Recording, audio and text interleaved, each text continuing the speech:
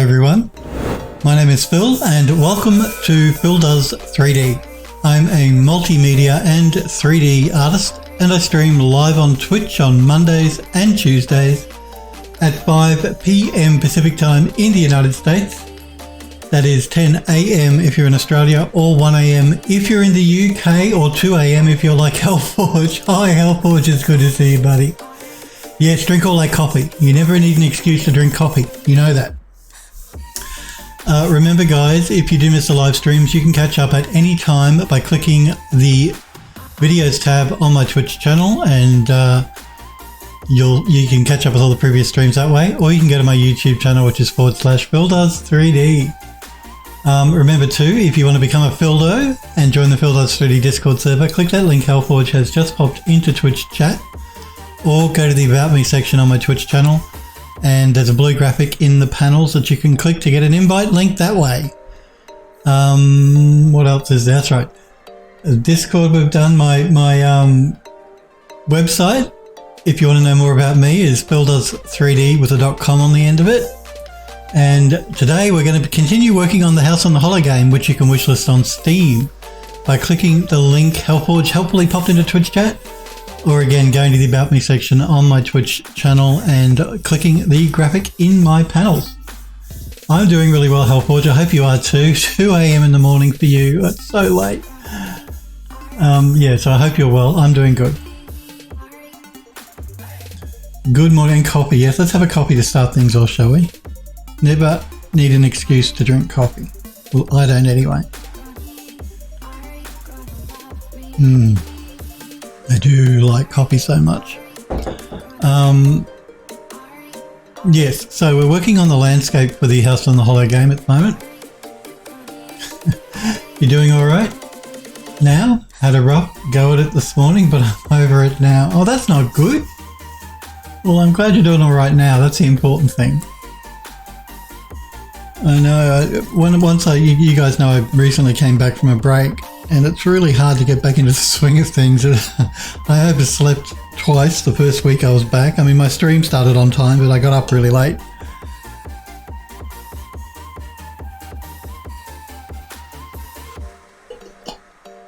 I know the solution to that. Don't come off of holidays. Stay on holidays forever.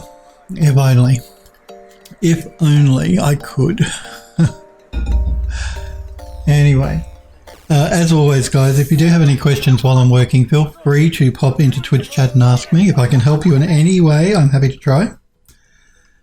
If you have any questions at all while I'm working, just jump in chat and ask. It doesn't have to be about 3D. But if all you want to do is watch, then that's completely fine. I get that. Hellforge says, got a bit of rendering done earlier, so that put me in a productive mode. Good. We like to hear that. I did notice too that some of you guys had posted gallery images, so I'll show those off toward the end of the stream. Wax Kink has been working on a really cool looking hoodie ghost. Sniper Girl's been working on some materials for Unreal Engine 4, and Grizzly Gear is working on a Minotaur, which is coming along really nicely. So yep, if you've got any work you want me to show, or if you've got any work you want to show all, pop onto the Phil Does 3D Discord server and throw the image in the gallery. I like to show off the stuff you guys make. I love looking at the stuff you guys make. One of the main reasons I stream on Twitch is to get you guys and girls to do 3D, because it's a fun thing to do. It's not necessarily to show you what I'm doing. I mean, I do, because I have to do something while I'm sitting here in front of a camera, but it's actually to encourage you guys to do 3D. And I love looking at the work you guys do. So if you have any work you want to show off, throw it in the gallery. If you don't want me to show it on stream, because I know not everybody is comfortable having their work broadcast live, just tell me when you pop the image in the gallery and I won't show it. I'll respect your wishes. Hellboy says, wish I could say I've been working on something cool too. All I've done for the past few months, just reworking all this shoddy trash. Oh, come on. I've uploaded to ArtStation in my haste to put stuff there. You don't do shoddy work. I've seen your work. You do some lovely work, Hellforge. I don't know if you've been streaming recently, but Hellforge is a streamer on Twitch as well. He does 3D work. He uses Blender. If you want to check out his streams, I encourage you guys and girls to do that. But look, it's actually funny you say that, because I remember when I first started doing 3D, and here we go, Phil's going to go into a half an hour tirade and annoy all of my YouTube viewers.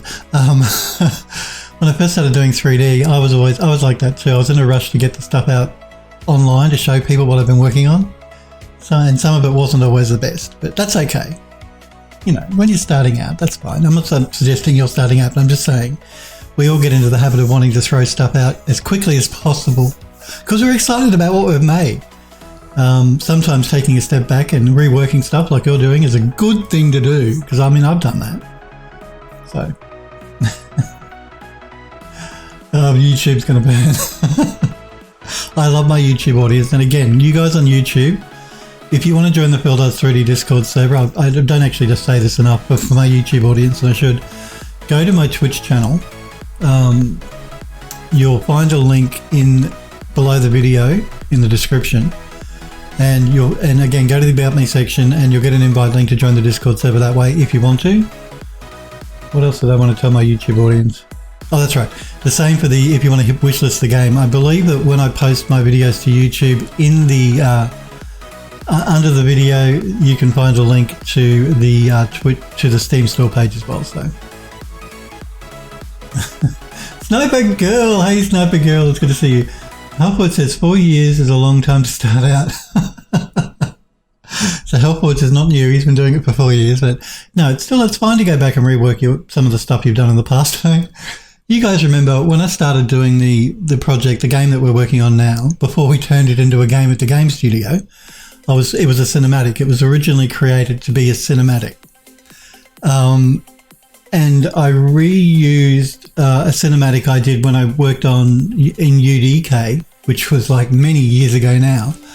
And when I reopened that Max file that had that building in it, it was embarrassing. You guys watch me while I rework some of the assets for that, because yeah, that was done a long time ago, and not everything you do is always gold. Put it that way. Well, not everything I do is always gold, particularly from 6-7 years ago. It's good to see you, Sniper Girl, and I see that you popped your material in the gallery. I was just mentioning it before. I will show that work all just before I end the stream today. So, but the material's looking nice.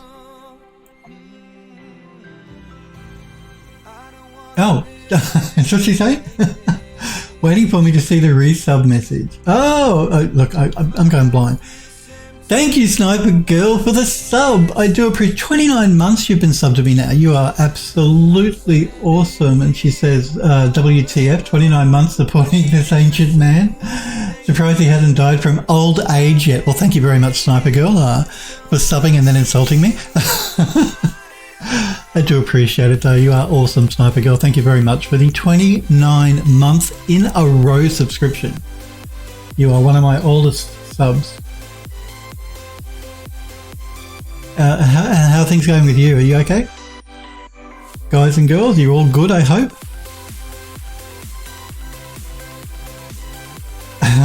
Phil slap incoming Hellforge.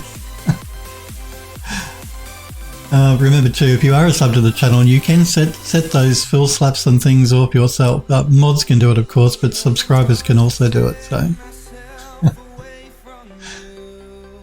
not just Phil slaps. There's like 5 or 6 different pop-ups you can set off. They're all on my website. If you are a sub and you want to know what they are, you can find a link to and a graphic showing you all of them on my website. Remember too, if you're not a sub though, we have channel points, so you can use those as well. You don't have to be a sub to use them. Everyone can use them. Remember too, I don't mention this here often enough either. Unless you're a sub, don't post links in Twitch chat. Only subscribers can do that. But that's why we have the Discord server, so everyone can post links in Discord. If you do join the Discord, there is like a 15-minute cooldown period where you can't post. That's just to stop spam bots and stuff. So. But either I or one of the mods can cancel that out and let you post immediately if you really, really need to on the Discord. And if you do have a link that you want posted, tell one of the mods and they can permit you to post a link, a one-off link sort of thing on the Twitch chat if you really must, if you can't join the Discord. But really it's just subs that can post in Twitch chat.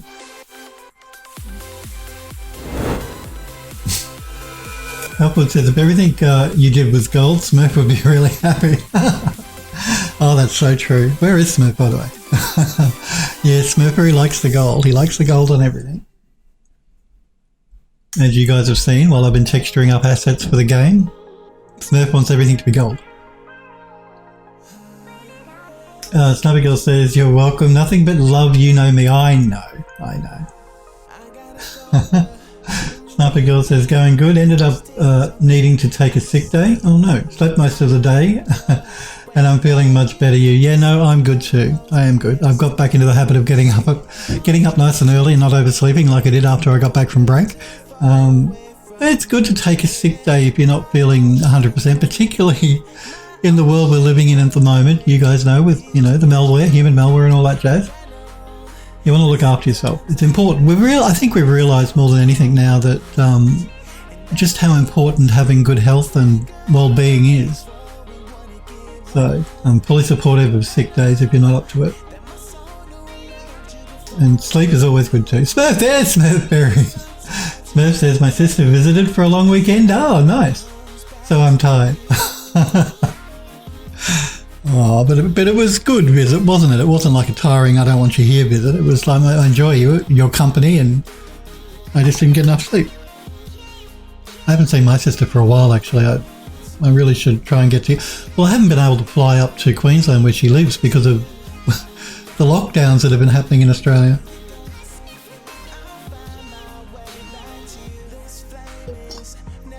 I'm not in lockdown here in Melbourne, but Queensland is in lockdown and New South Wales is in lockdown, so that's Sydney and Brisbane. And my sister lives up on the Sunshine Coast in Queensland, near Brisbane. So, and my brother lives in the border of New South Wales, so I can't visit him either. So. But it was good. It's good catching up with family, even if you are tired. Sniper Girl says to Smurf, wow, that's great. She was able to visit. Yeah. Sniper Girl says, yeah, totally agree with you. My work was cool with it. It was like, get rest, no questions. Well, that's good. Your work doesn't sound too bad. Yeah, that's good. Good employer that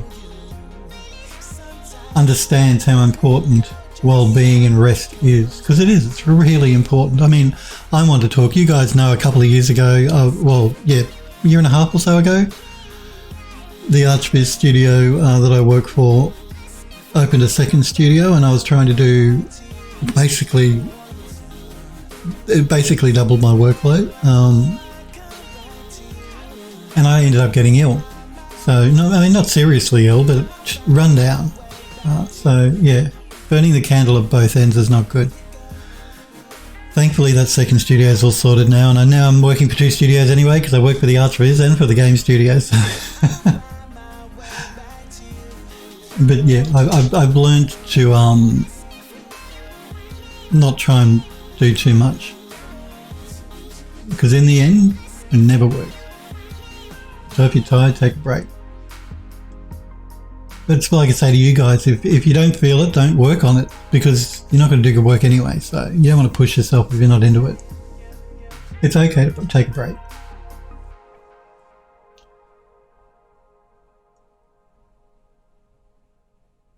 Thank you, Nightbot. Was it Nightbot that did that? Yes, there's a link to my YouTube channel. If you are wanting to catch my previous streams, now my YouTube channel streams are behind my Twitch streams. And again, you guys watching me on YouTube, I have no control over that, I'm afraid, because I need to keep my Twitch streams exclusive to Twitch for a certain period of time, because I'm an affiliate with Twitch. That's a legal requirement I have. So if you do want to catch the latest reruns of my streams, then go to my Twitch channel. But they will all eventually go to my YouTube channel. So it's just behind, that's all.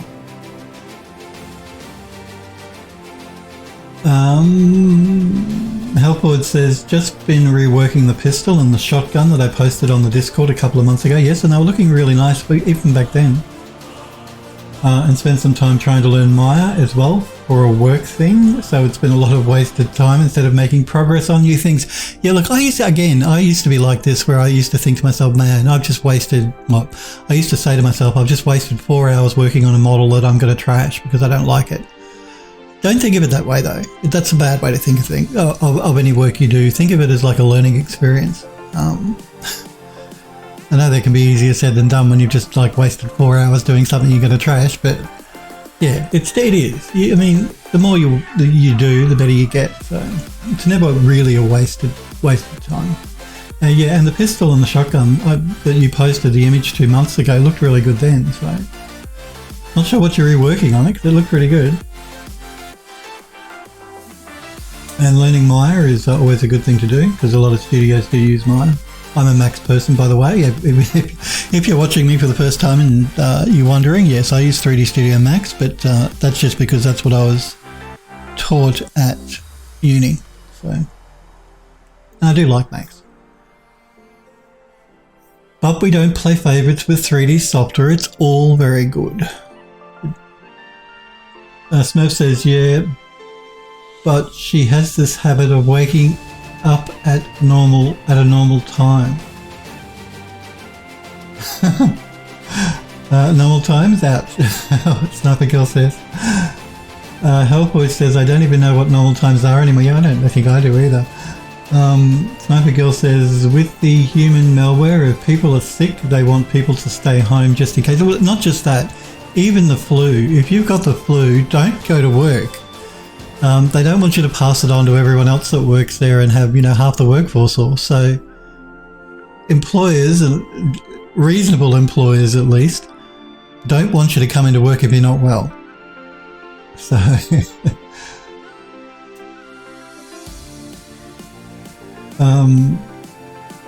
which is good, as Sniper Girl says. Yes, that's right. Do work now, Smurfberry says in big capital letters. Okay, let's do so Helpwood says, reworking the material and remodeled the receiver and stock of the shotgun, as my new version wasn't even close to what the actual weapon looks like. Helpwood says, Smurfers is secretly a YouTube watcher. Yes, and again, I'm sorry. I do appreciate my YouTube audience. I know I give you a bit of hard time sometimes, because I know you guys don't like it when I talk too much, but you can fast forward me on YouTube. Sniper Girl says, the Smurf shouldn't have said anything, wanted to see how long it would take. Okay, let's get some work done.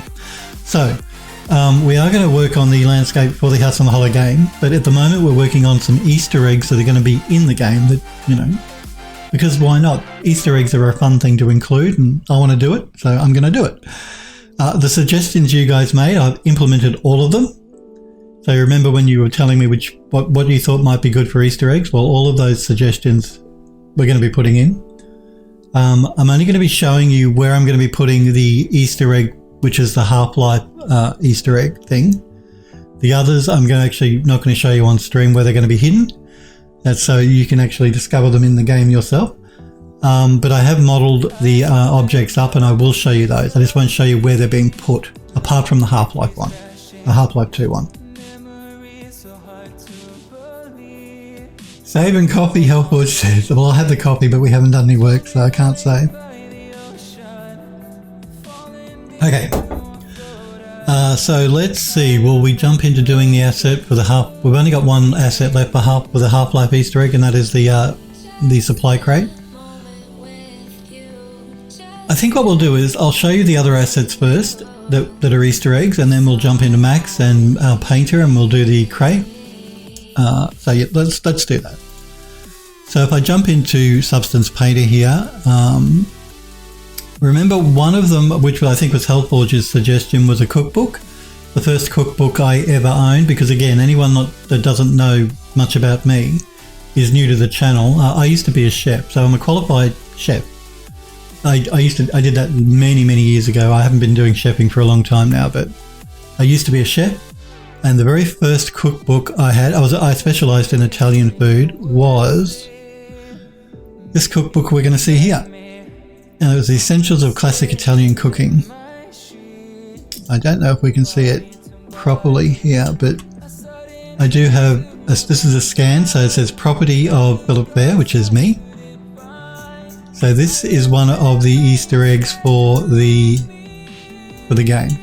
So this cookbook, my very first cookbook.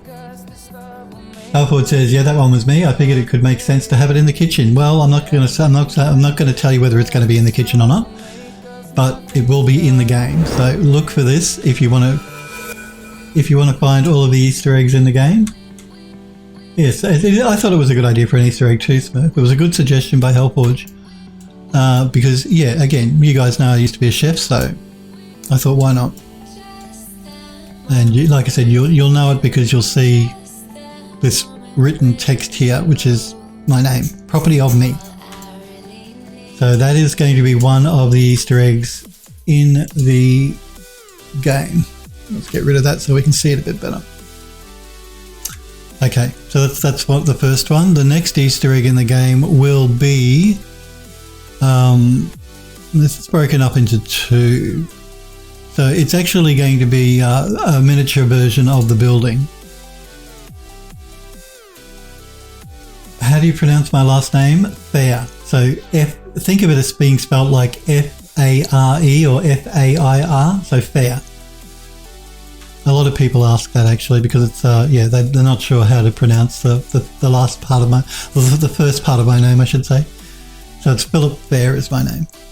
So yeah, this is the building now. It does have a base. It's just the base is a separate object, which is like just a miniature version. Now, if you're wondering why it's all filthy, well, it's because this will, I won't tell you where it's going to be, but it's going to be outside in the environment somewhere.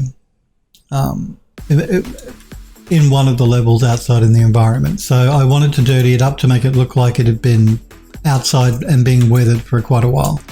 So it's basically the building that you're exploring. It's a miniature version of that. So Hellforge says, all right, as a non-native English speaker, the spelling threw me for a loop. Not just you, even English speakers. I've had people ask me how I pronounce my last name. They see the PH at the beginning and yeah, that confuses them. But it's just like pronounced like spelled F-A-R-E, so fair. Just think of the PH as an F.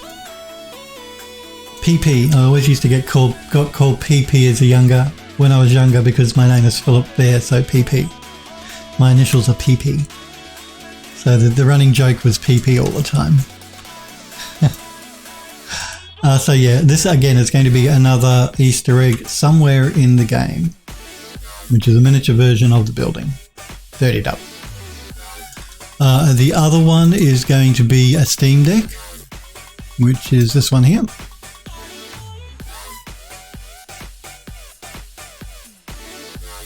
So we have our Steam Deck with a nice blood-stained fingerprint on the screen here. And again, it's been dirtied up a little bit.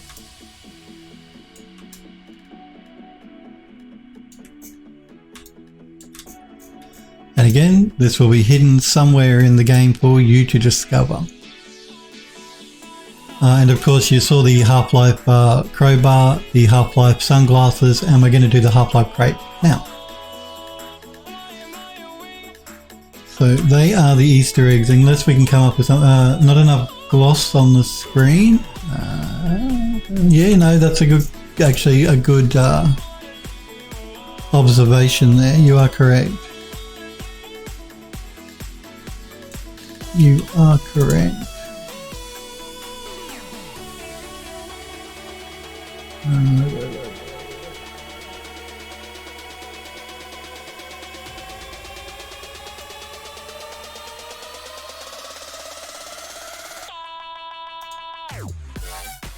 Let me find the right layer here.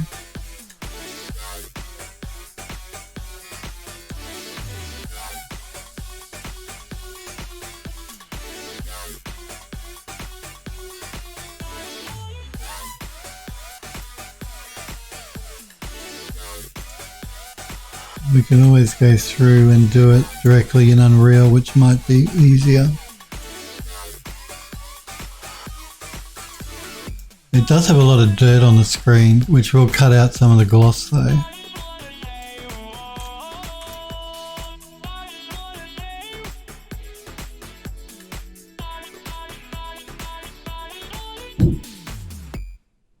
Yeah, I have a feeling it might be the dirt layer may be blocking it a bit. We might do that in Unreal. It's already been brought in. We can play with the material inside of the editor though. It might be easier than trying to do it through Substance Painter. That is a good pickup, but again, it does have a lot of dirt on it, so dirt on the screen will block some of the gloss of the screen. But you are right, it should be glossier than that.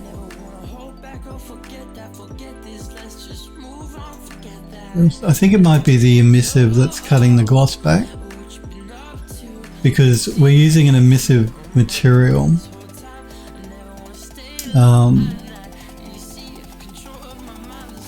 Which might be blocking a lot of the gloss.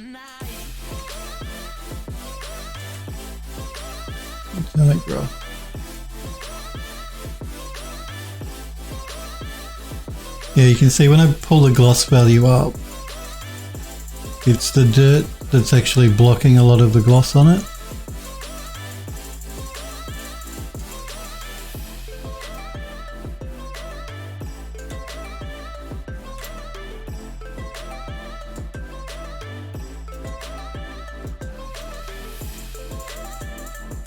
But yeah, again, it might be easier for us to do that in Unreal. Helpwood says, cool model though, just with a bit that caught my eyes, you showed the screen part. Yeah, no, you are correct. And it was something I didn't actually pick up on myself.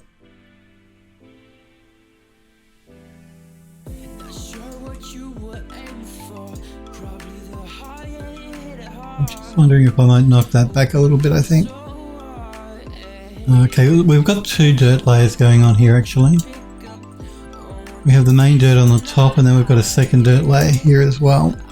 So you see the gloss when I turn the dirt off. But it's the dirt layer that's cutting out a lot of the gloss. So what we can probably do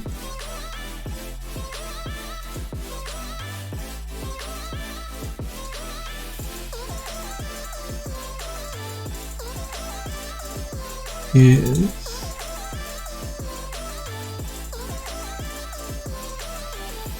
maybe we can knock this one back.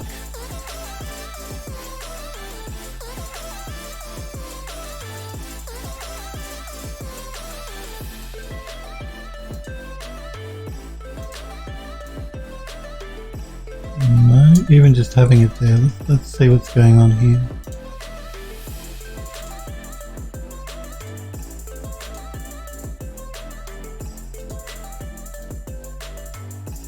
We'll pull it back a little bit.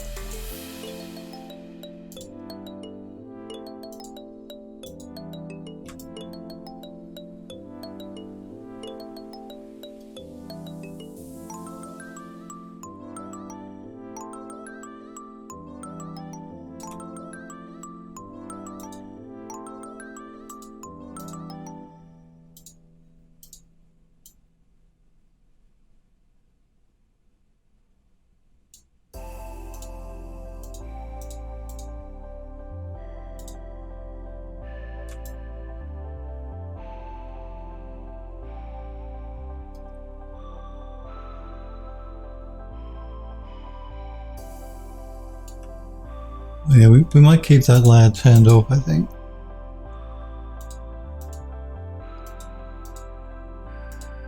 And I don't actually think it really needs a second dirt layer. Or at least maybe we should knock it right back.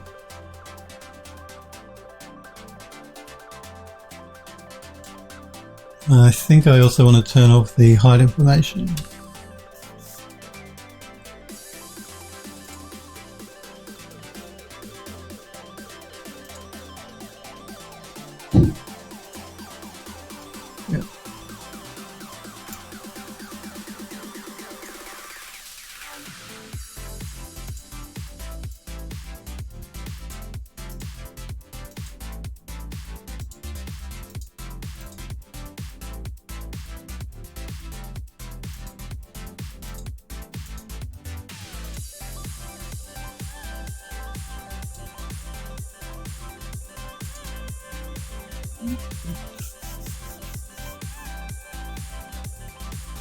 Yeah, even with the grime and grit, it should still have some gloss. No, that is true. I think what the problem here is it's this second dirt layer. And I don't actually even think we really need this second dirt layer, to be honest. I think just having, because we can still see the dirt through here.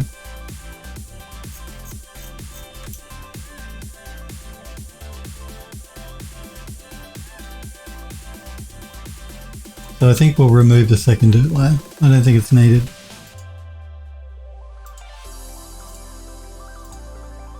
We don't need it to be that grimy.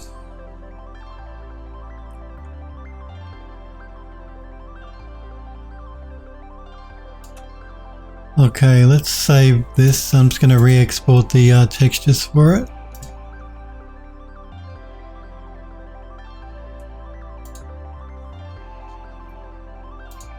And now we can move into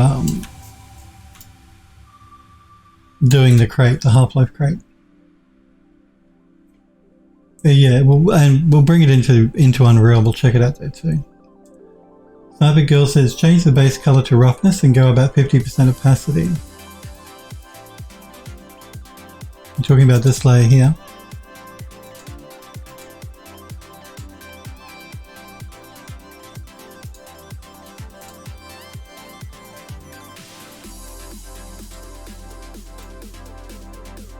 Yeah, no, I think what we'll do is we'll just remove that second dirt layer. I really don't think it's needed.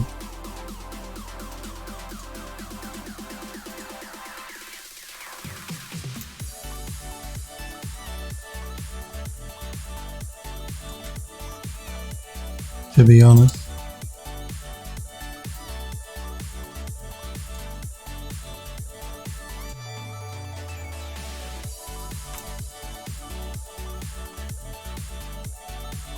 Because we've still got enough dirt on the screen here.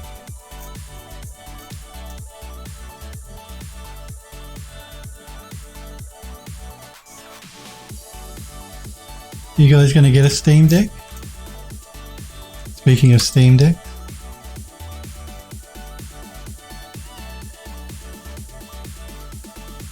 I thought about it.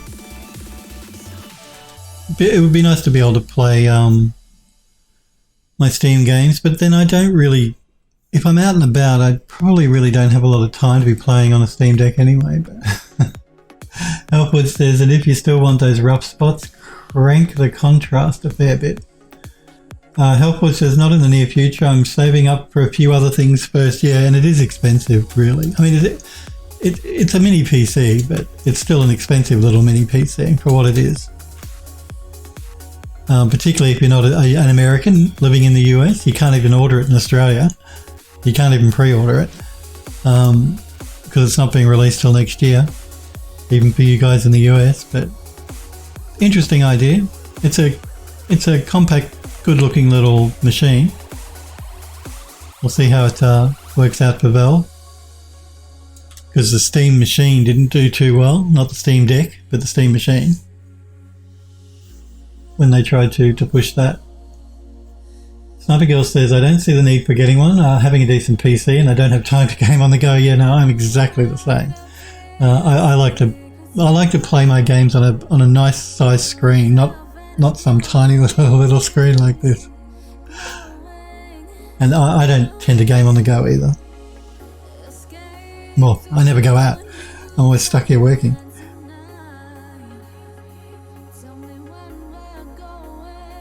Or if I'm like in a park or something, then I'm taking pictures for photogrammetry.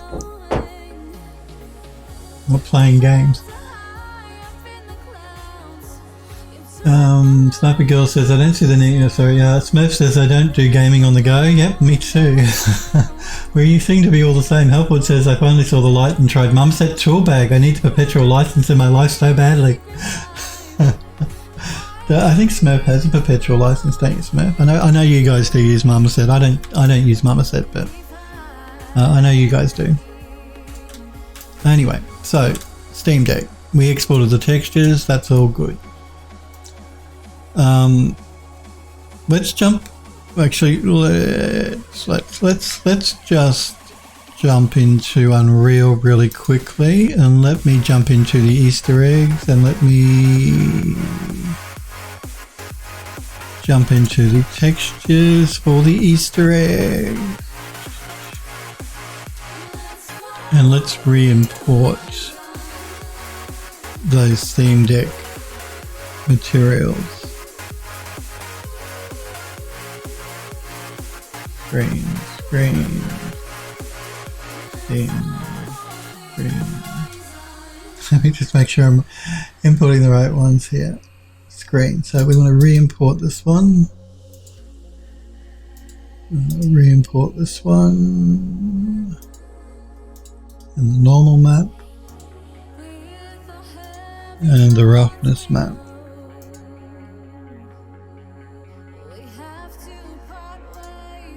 Let's go back to our folder.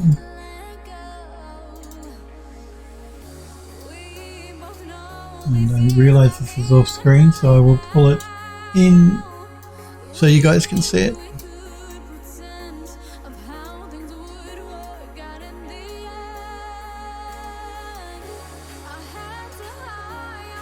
Probably going to have to wait till we actually bring it into the level to check it properly. I can't seem to get an angle on this where it hits the screen. I guess we can sort of see it there. We're getting a little reflection here.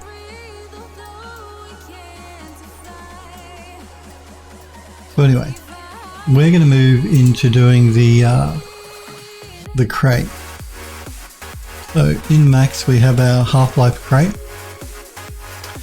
Now, we're going to do this a little bit differently from the way we normally do it. Normally what we do is we would vertex color up the different pieces, bring it in and texture it up that way inside of Painter, which we could still do. Do I want to do it that way? Maybe. Might be easy. There are a couple of ways to get a multi-texture down to one texture. We can vertex color it, because currently at the moment it's using the same texture on 3 different materials, because when it was created they've been set up to be textured.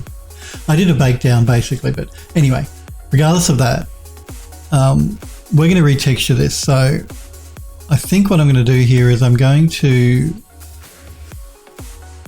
re-UV map everything down to one texture. So yeah, so at the moment, so I think what we're going to do is we're going to ignore this, pull in a new material, and we're just going to call this one Freeman Crate.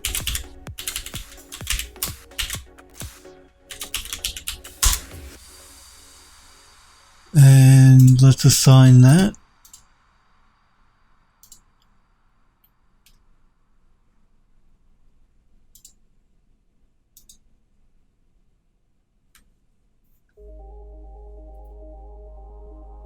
Hang on, let me catch up here with the chat. Healthwood says, I don't go out, says the man who disappeared in the woods for months. Well, apart from my holiday, yeah. For months. It wasn't months, I was gone for 3 weeks. Smurf says, huh? Snipey Girl says, yeah, Marmoset's the way to go to texture bake, much better than Painter. I don't mind Painter, I think Painter is quite good. But then I haven't used Marmoset, so, well, not for a very long time. I played with Marmoset years ago. Smurf says, I've got a license for Marmoset 1, 2, 3, but not 4 yet. Okay. Helpwood says, between being able to bake the same maps as Painter with the added benefit of correcting skewed bakes, and also being able to do killer renders with wireframe, when desired. This is Marmoset he's talking about. Marmoset's a good program, I'm not dissing it. Not dissing it at all. And being able to add more lights than just what the HDR allows in Painter.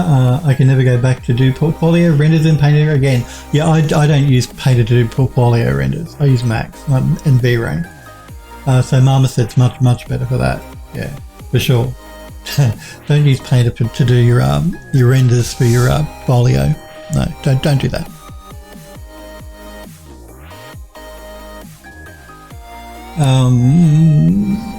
Helpboard says, and being able to move the object around in 3D space and duplicate it when you want an extra model for the render instead of having to re-export the FBX from the modeling software with the updated FBX like you need in Painter. Well, those are all very valid points in Marmoset's favour. Helpboard says there's just so many great things with Toolbag that Painter lacks. Yep, don't disagree. But then I only use Painter to do texturing work for games. Yeah. If I'm doing texturing work for ArchViz or film, I use Mari. Although Painter is becoming more, now that you can export high resolution textures, it's becoming used a little bit more in ArchViz.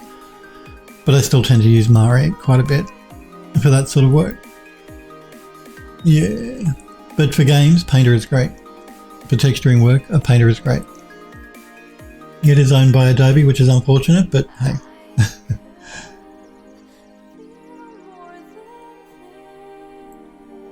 Oh, Smurf says I went to he's posted in Discord.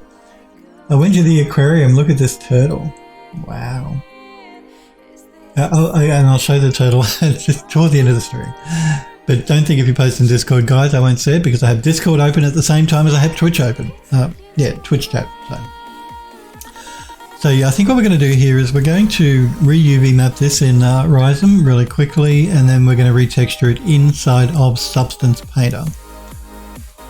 So I'm just trying to work out why my text,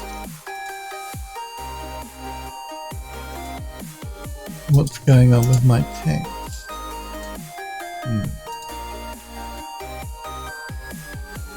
What is going on with my text? Let's just do a reset on the X-form. And I'm also going to check the normals. Where did I put it? We're going to unify them.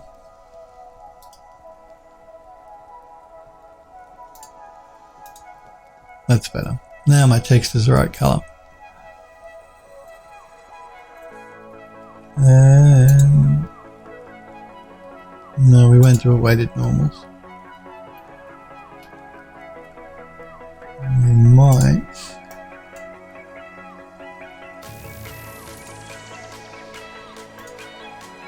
I just did it clear on the poly smoothing.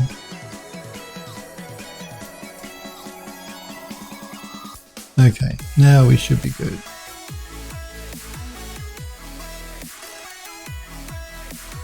So let's send this over to Rhizome.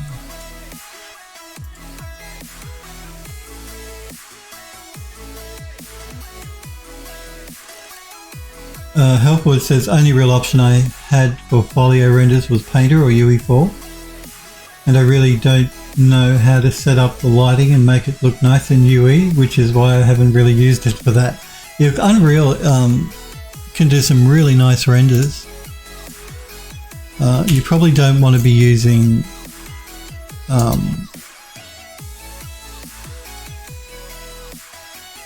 the default like game part of you want to use the ray tracing, or if you have ray trace, yeah, you need a ray tracing capable graphics card, I guess, because you've got like things like path tracing in Unreal that will produce really nice renders, but you need an RTX card to do it, so yeah, that could be a problem. So yeah, Marmoset for sure is an easier way to go anyway. But yeah, I tend to do my beauty renders in Max, and I use V-Ray, just because the ArchViz Studio, we use V-Ray. I'm used to it. What we're going to do here is we're going to... I'm not sure what happened there. I don't think Rhizome may have crashed, which is the first time it has ever crashed on me. Let's do this again. Either that or I hit the wrong button, which, you know, which is a possibility.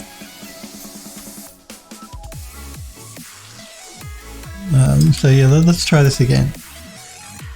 This one. This one. This one. Let's not push it. Let's just isolate these bits and go from there. And I think this unwrap will probably work well for us.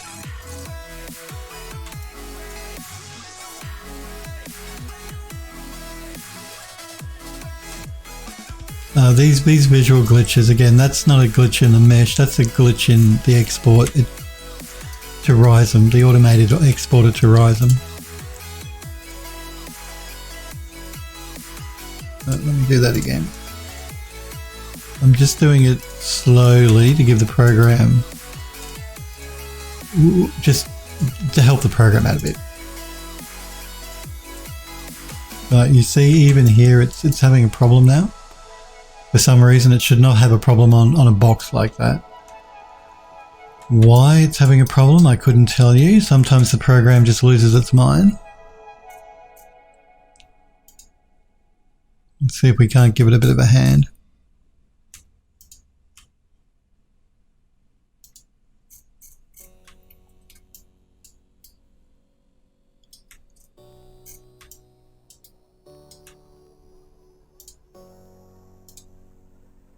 Yeah, it's not doing a great job here, so let's see if we can help it out a little bit more.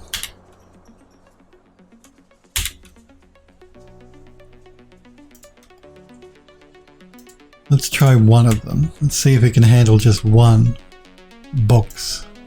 Rectangle, I should say. And yeah, and again, it's having a real issue just on a rectangle. Like, this program is very good. But sometimes it just, for no reason, has problems with simple geometry. There we go. We'll use that one instead. And we're just going to have to go through and do it bit by bit. Either that or go back to max and do it in max, which is probably just as quick.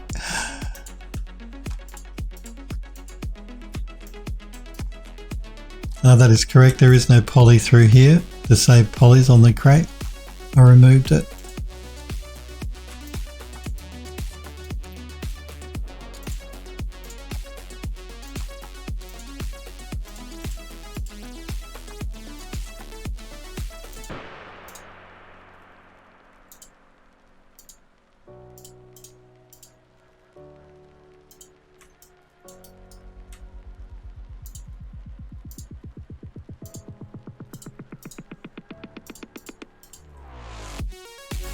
Now the program could do the whole crate at once, but you see sometimes it can really lose its mind. So I've found the easiest way to work with this sometimes is just to select individual pieces of the model, unwrap them, instead of trying to get the program to do it all at the same time.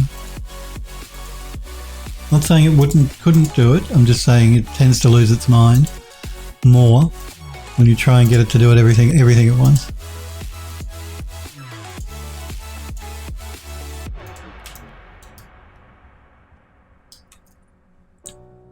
Let's see if we can't do these at the same time. Oh, actually not those. Let's see if we can't do these at the same time.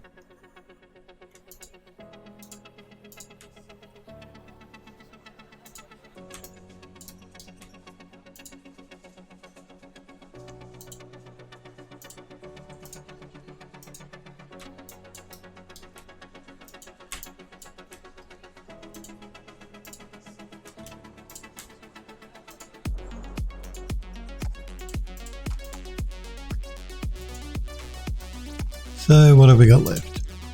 This one and this one.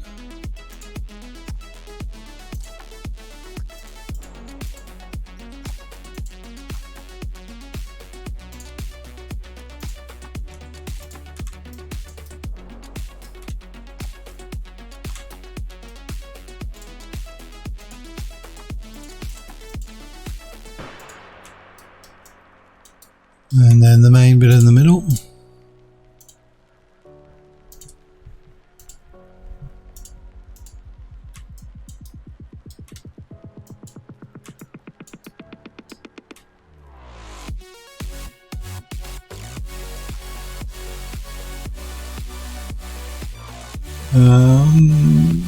Helpwood says, I know you released the lighting scene for UE4 a while back that subs have access to on the Discord. I just don't know how to work with that to make the renders look good.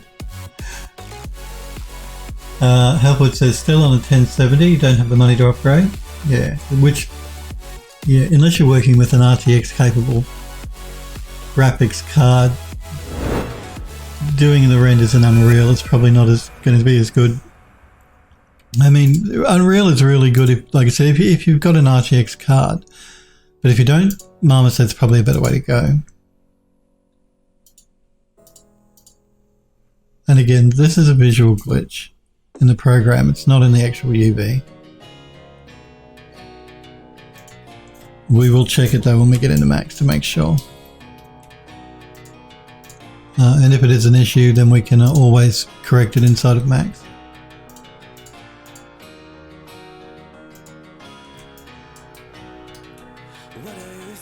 But I'm pretty sure it's just a visual glitch in the program.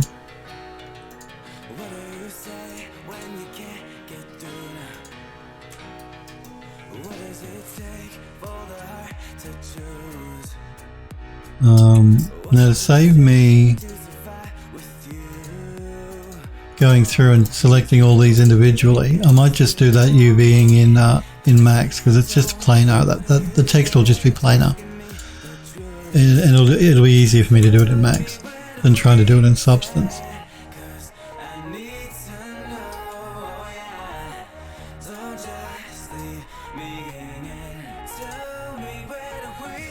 Just throw an optimize on. Actually, let's not do that. So I just used Substance to repack it. I'll do another repack in Max. Oh, sorry, Substance. Horizon. Let's send that back to Max. And we'll do a collapse on the stack. Through and unwrap down. Just want to make some changes here. So before I do any changes, I'm just going to throw a checker pattern down. I want to check something. So let's go 40 by 40 on the tiling.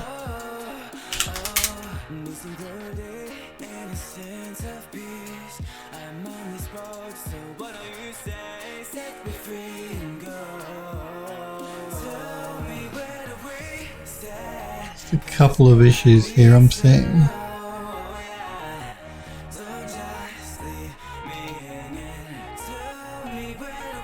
You know, you think a crate would be easy, wouldn't you?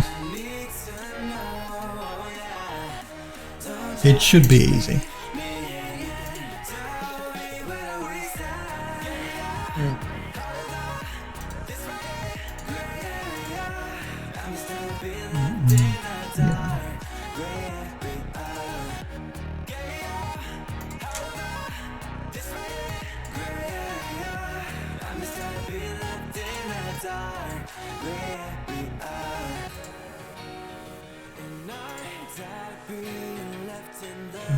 Stitch, why is that? I'm just wondering why it's created a scene here. When it shouldn't have.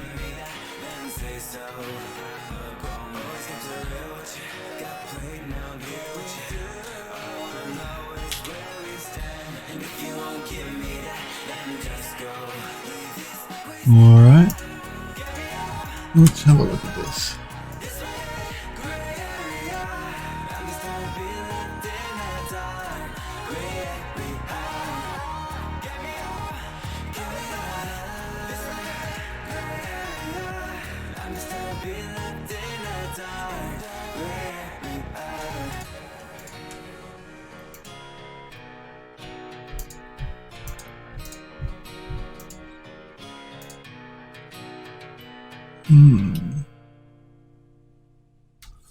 I think that might be because the original model might have been split there, because I have a feeling I did some welding.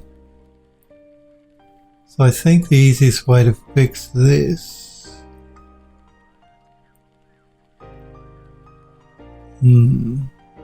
it's not allowing me to do a stitch, so I need to clear out the UVs, I think.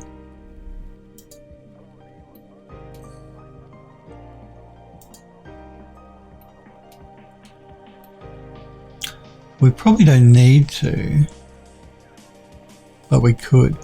There are a couple of bits here that are not correct, so let's try and fix them up. It looks like they are crate labels.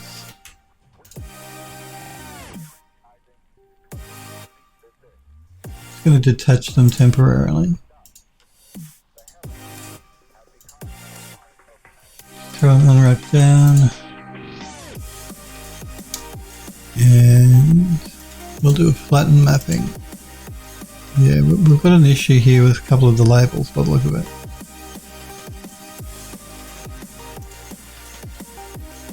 And again, it's to do with the original way it was UV'd.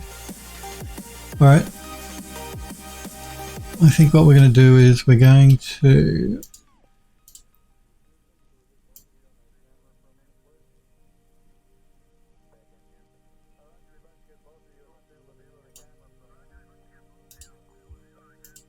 just make some changes.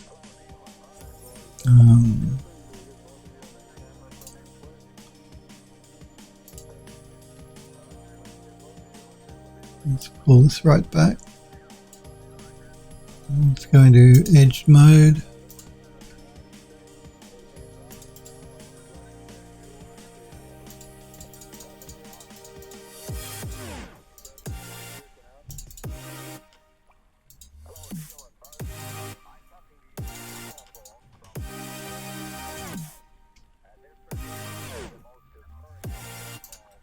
Out. Select, go back.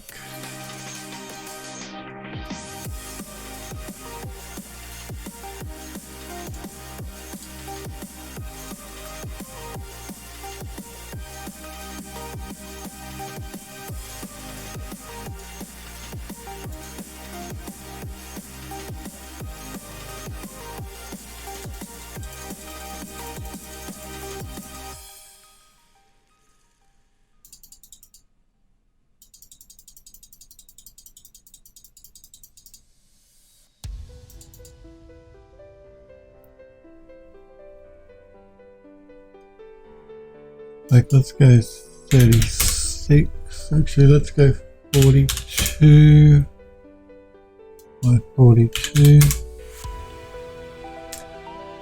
Throw that in a poly. And I'm just going to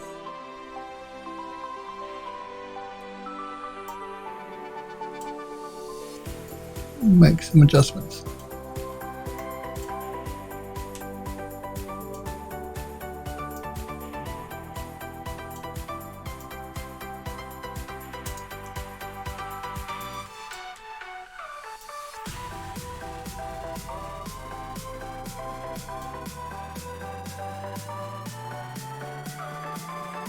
There's an easier way for me to do this.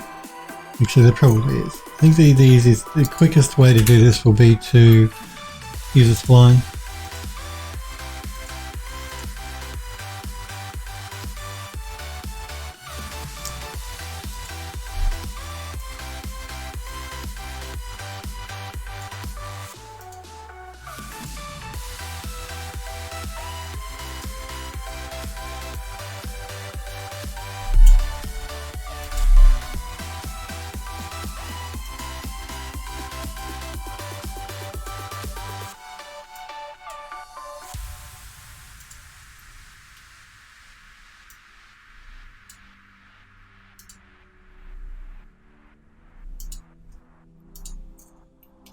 And just throw down an extrude. Where's my extrude?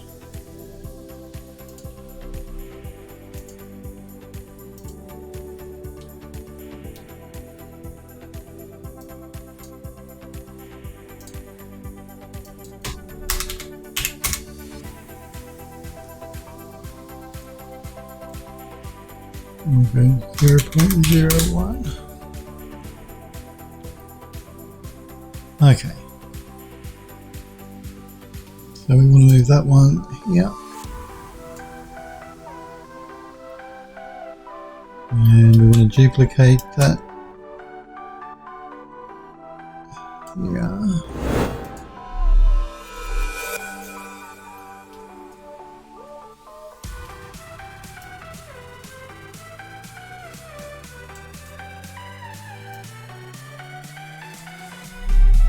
One there, and then we need one at the top. Oh, line this one up.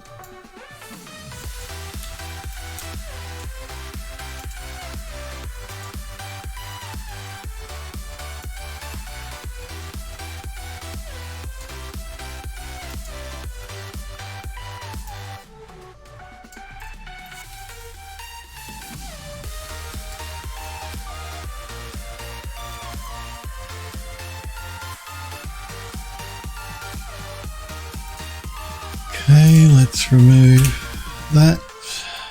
This one needs to come forward.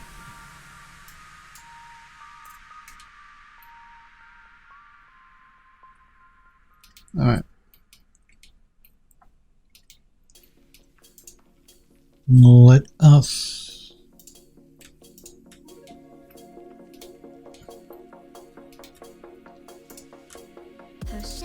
just attach these together.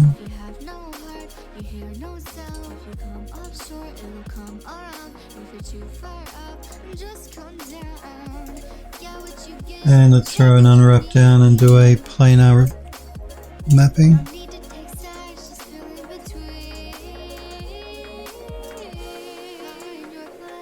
And then let's attach those to the rest of the crate.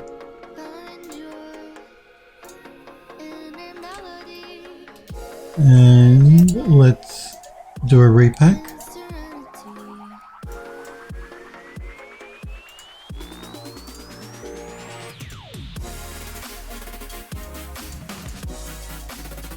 Okay.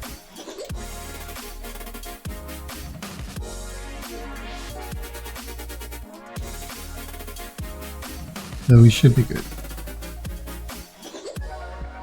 Texels look even. We're good to go. Let's just do a quick save. We'll do this as revision 2. Let me catch up with the chat. Helpful, it says, and I don't think the 2 and 3K series supports my motherboard. Oh no. Why not? Why wouldn't it support your motherboard? All 2000, 3000 series graphics cards, if the 1070 supports it, should support it. It's just PCIe.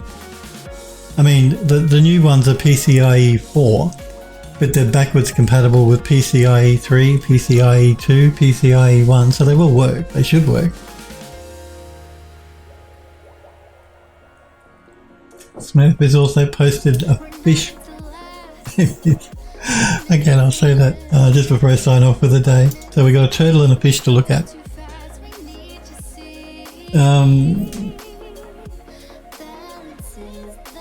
Smurf says a couple of lighting for presentation and UE4 links in the tutorials channel. Well, there you go. Thanks, Smurf. Check out the tutorials because there's again on the Builder 3D Discord. There's a section for tutorials and tips.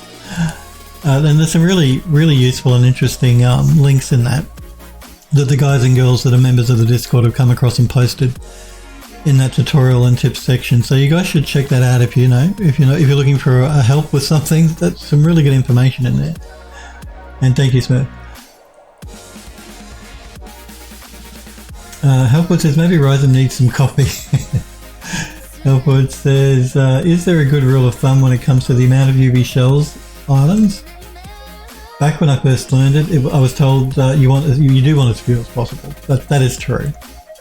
As long as it didn't cause any skewing or any other weird issues. Yeah, look, you do want as few as possible. That's generally a good rule of thumb, particularly for character work. Hard surface modeling really, you probably it's less important, and you generally want to put these seam lines along hard edges. We could go through and we could weld these edges together so it's one uniform UV piece. That used to be a lot more. So, see, workflows have changed over the years. So back in the day, you'd probably weld all of these together on the hard edges so that you could paint across the UV map. That was back in the day when like doing a lot of hand painting in Photoshop was really big. Or if you're doing stylized assets and you want to hand paint them, then in that instance it's better to have them all together stitched. But now, because a lot of stuff is being done in programs like Painter or Quixel, and it's all procedurally generated anyway, it's less important. But still, rule of thumb, fewer the better. Yeah, that is true, particularly for characters. You want to try and minimize themes, basically. And that becomes much more important if you're trying to hand paint, because, yeah, trying to hand paint across different UV islands is not good. That's where you need programs like Painter where you can do it in the program. Remember to save and copy. Well, we've done the save, let's have the copy. But yeah, so yeah, try and minimize it when you can, where you can. And it depends on the workflow and what you're trying to actually do, whether it's stylized or you're using something, say in Painter, you're doing it in Painter, which we are. So what we're going to do now is, we need to do vertex coloring. So I'm just going to turn off the checker because we don't need to see it now. The textile density is all even. But we do need to vertex color it so we can separate up our materials inside of Painter. So we want the frame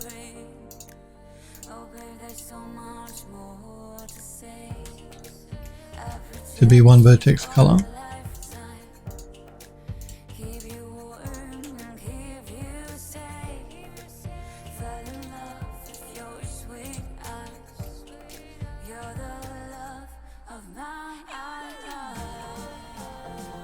So let's make that the yellow. And then we want the inner part to be its own vertex color. So let's make that an aqua.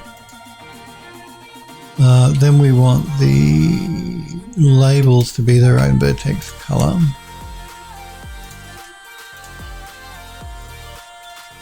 Where's the other one? Where's the other label? I think it's here. Yep. So let's make that its own vertex color. Okay, and instead of having to go in here and select all of these letters one by one, I'm going to do it this way. Actually, how am I going to do this? Yeah, we'll do it this way.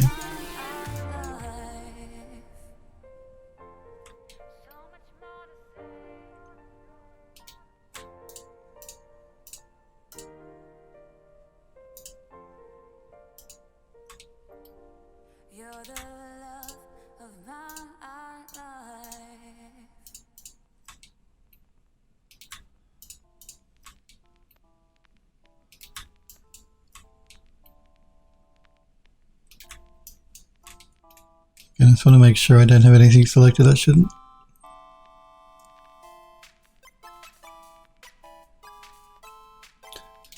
And let's make that its own color, and let's make it green. Let's make sure we haven't forgotten anything.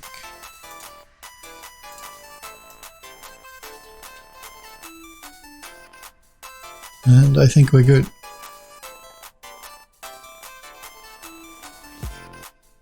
Yep, we should be good. So let's just do a save again. And let's export the model.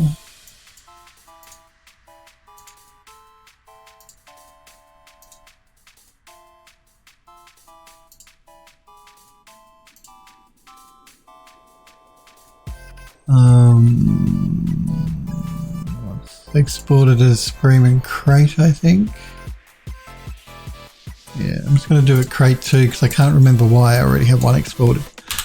So, just to be on the safe side. And let's jump into Painter and create a new project.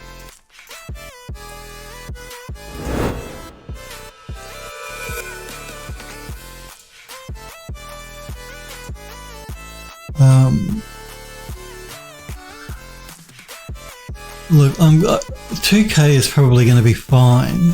The engine will knock it back to 1K, and I'm just worried that might be a bit low. So I'm gonna up this to 4K, so the engine knocks it back to 2K once we bring it in, just to be on the safe side. Now we have a bit of an issue, it looks like here. I'm not sure what's going on there. So I'm just going to jump back into Max and check that. Look like it might be the normals might be flipped the wrong way. Yeah. Although they look correct here. Yeah, no, they are correct. What is that all about?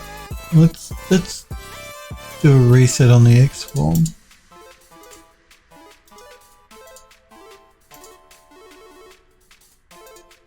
And we're going to throw our weighted normals down.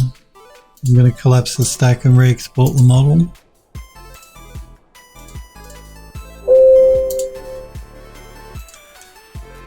And let's re-import it back into Painter again. Let's edit the project configuration. There we go, that fixed that problem. It was the normals were not facing the right direction.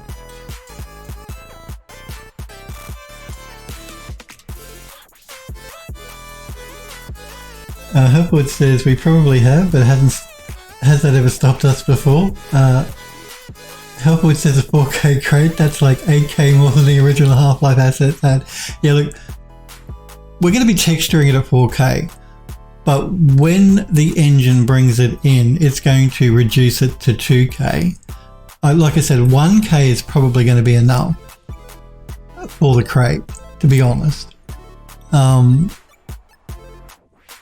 We can always knock it back though. So this is one of the advantages of using Painter. You can export it at 4K, 2K at 1K. It's like a 5-second job to change. So, yeah. And again, because we're using level streaming in the game, so things are loaded up and unloaded depending on where you are in the world. It's less of a problem. Like, we don't have a strict texture budget and poly budget like we used to if we were trying to load everything in at the same time. You guys haven't seen that because all of those changes were made after, or they were sort of made around the same time we put the save system in the game, which is why I can't show you it live anymore, because yeah, the game doesn't just play where I want it to. It actually kicks off the entire game's program, so I can't show you the game running live. But yeah, it's less of and that was introduced. The level streaming was introduced with the save system. So yeah, if we had a strict poly budget and we were running into it, then of course I'd knock it back. But we're not really at the moment having that issue. So. And higher textures are always better because it means a less muddy looking texture. So if you can, why not? If it's not going to cause an issue, then why not? But yeah, I would agree. Even 2K for a crate is probably a bit high.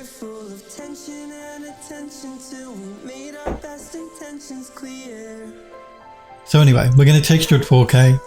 The engine will use 2K, and if we want to, we can knock it back to 1K.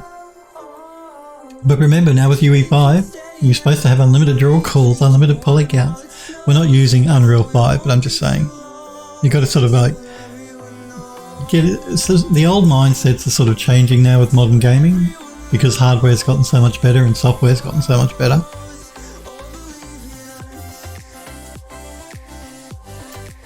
All right, well, let's see, what have we got here? So we have the one material. Let us find wood to begin with. So we have this beech honeywood. We don't have to texture it the same way it was originally textured, and we can texture it up any way we want. Let's just assign that so I can see what's going on. Now, the one thing I have to keep in mind here is the wood grain on these pieces. I actually forgot about that. So I'm just going to turn off the hide information because it's just getting in the way. Bring up the scale so we can see which way the wood grain is actually running. So yeah, these wooden pieces here, I need to go back into max and rotate them, I think. I'm wondering if I could get away with doing a rotation here in the program. Let's have a look. Let's do a 90-degree rotation. Yeah, we could probably get away with doing that. They're all running in the correct direction. So that should be fine.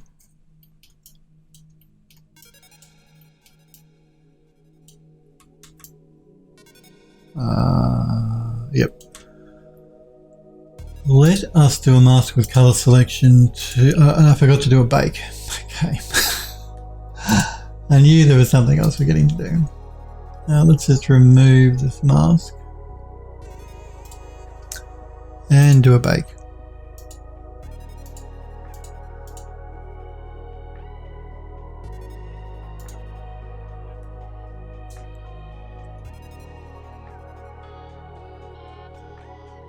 Helpwood says some techno sorcery mumbo jumbo that's better left as a mystery rather than tread down the path of the tech artist.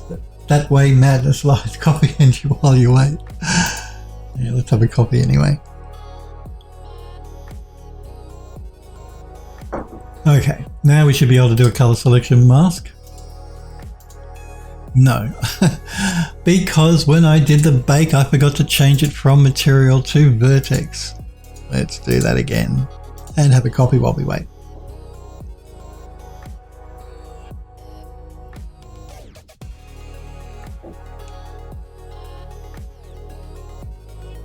Okay, let us try that again. Mask with color selection, third time's the charm. There we go. Now, let's have a look at this material. Let's get rid of this blank layer at the bottom.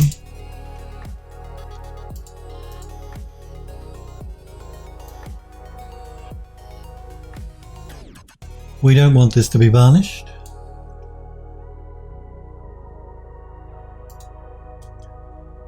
We will pull back on the height.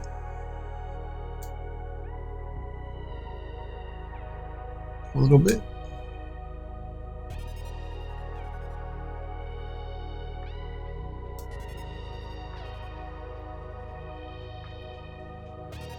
We might pull up a bit on the normal intensity, I think.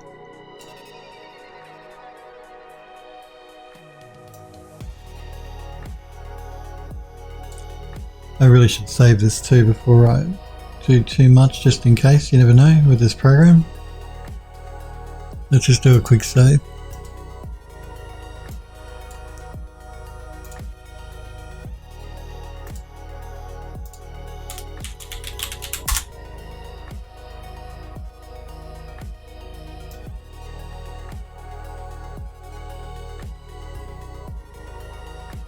We'll pull up on the fibers.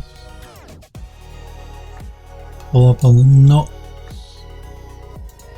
Change the color I think a little bit as well, and we might pull it back so it's not quite so yellow or orangey yellow.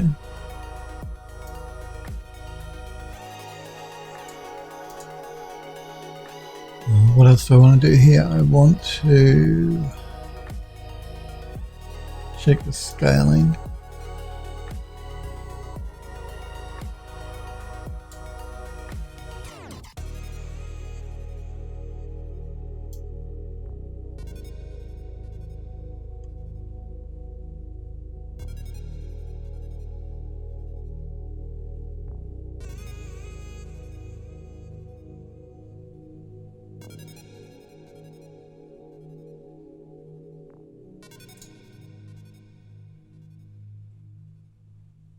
Waiting for the program.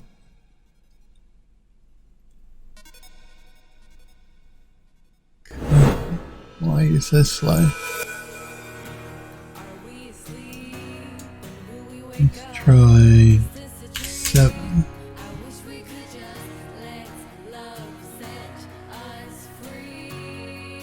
Offwood says it's a pretty cool looking wood material. Well, not at the moment, it's way too clean, but I'm just trying to get a base down so we can throw some stuff on top of it.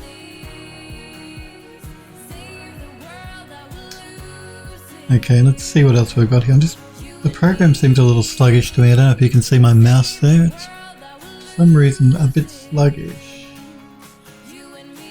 Let's just do a quick save, just in case the program decides it wants to crash, because you never know. Yeah, I'm just wondering why it's a little sluggish like that.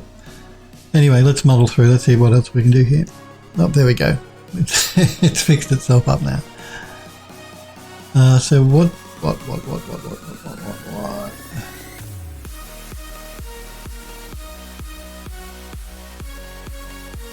Might just go into my smart materials and see what we've got.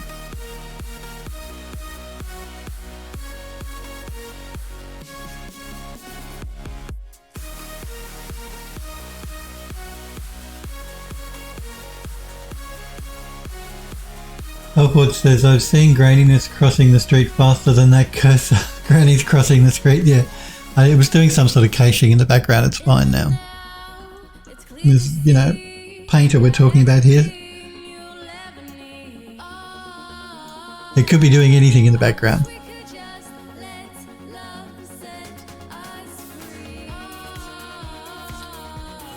Okay, let's have a look at this. This is quite a full-on material, but we're going to do a rotation of 90 degrees on all of these materials because they're all facing in the wrong direction.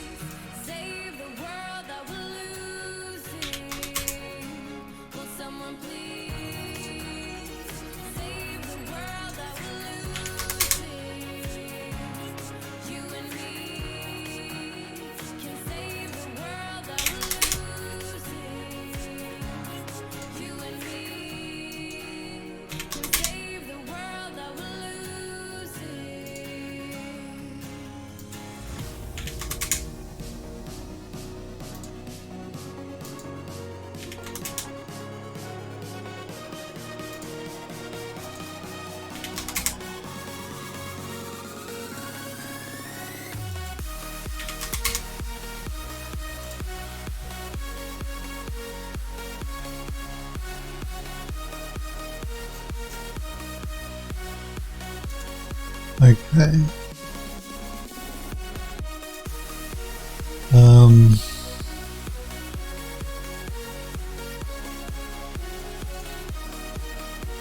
Let's do a mask with color selection.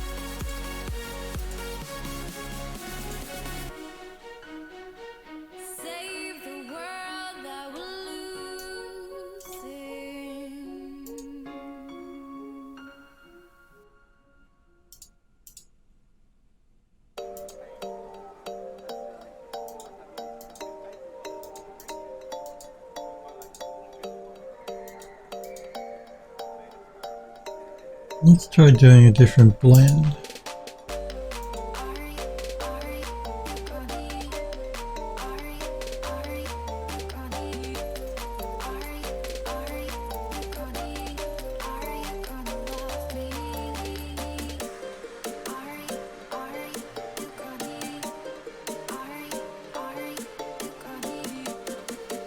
It's just, I think the wood is facing in the wrong direction. I'm trying to work out why. Pardon me. Let me just turn off the underlying layer for a minute. Okay. Why are you facing the wrong way? I've changed everything. Rotated 90 degrees, 90 degrees.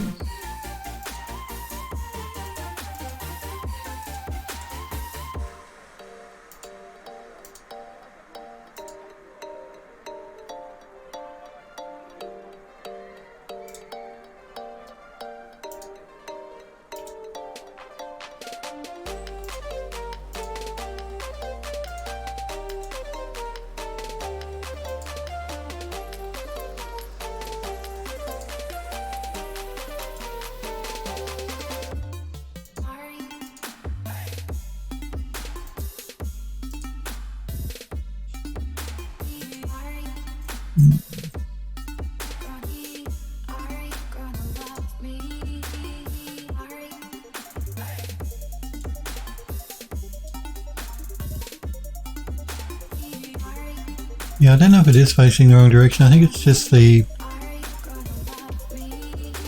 just the height that's throwing me off. So maybe if we look at the height and pull it back.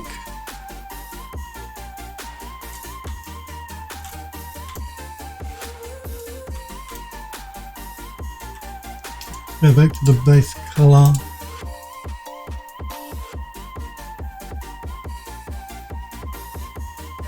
And let's just group both of those together. We'll call it frame. And let's jump into our smart masks and see what the surface worn looks like.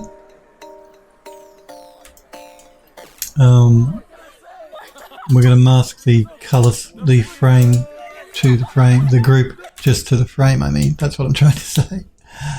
And play with our mask.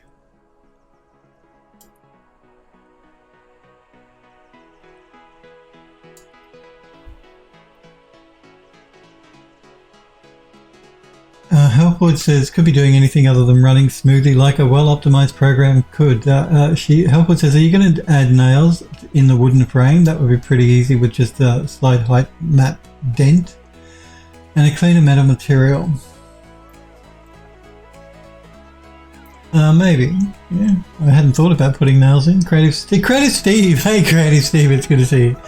Says, welcome back, Phil. Hope you enjoyed your vacation. I did. It was very nice. Yes, no, it was a good break. I did enjoy it. Nice and relaxed. And it took me a little while to get back into the swing of things when I got back. But yep, no, I'm good. I hope you're doing well as well, Creative Steve. You're doing good. Good to hear. We're working on a Half-Life crate for the Easter eggs for the game at the moment. So yeah, a crate for the Half-Life 2 homage Easter egg. So we're doing the crate for it. That's what I'm trying to say. I'm not doing a good job.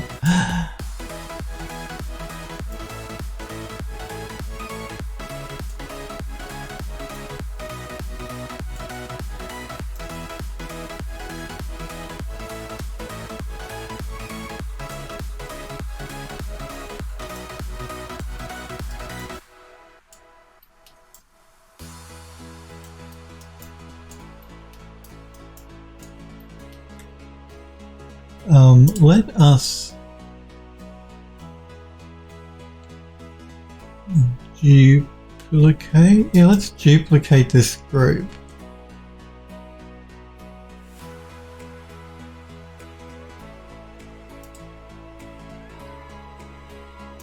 And let's call this one inner. And let's change the color selection to there.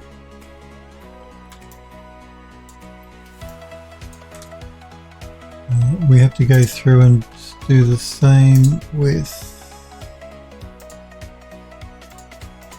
these.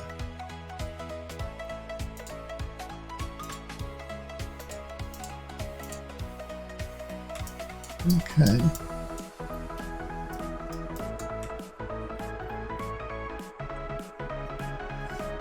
Helpwood says, sounds like you need more copy. I think you're right. Thank you, Helpwood. If you want to wishlist the game, you see me working on an asset for here. Click that link. Helpwood just popped into Twitch chat.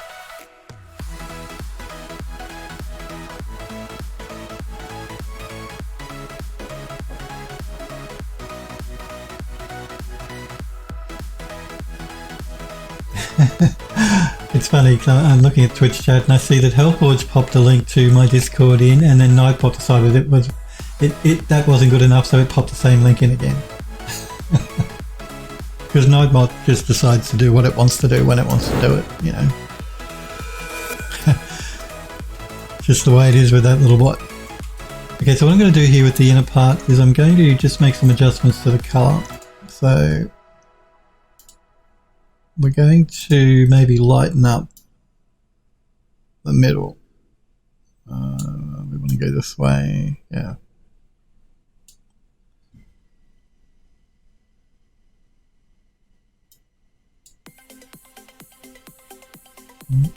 Paint is being a little sluggish again. Just got to wait for it to catch up. Come on, Painter, you can do it. Come on. It'll catch up in a minute. Come on. And I'm also going to make some changes to the materials here.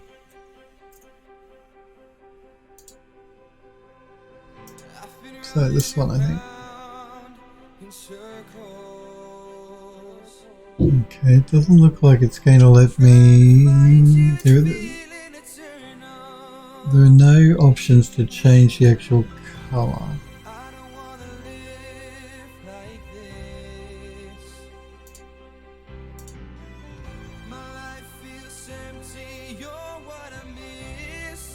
Which is really annoying.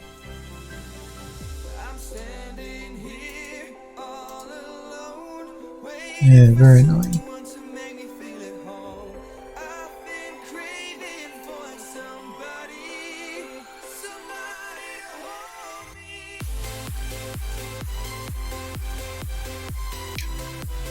Oh, there we go. What I'll do is I'll pull out the balance a little bit more.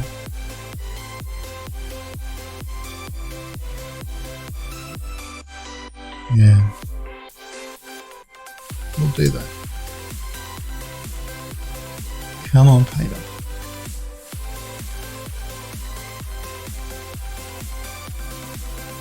Come on, Peter. Final. And I think we will make a change to the mix. Where are we?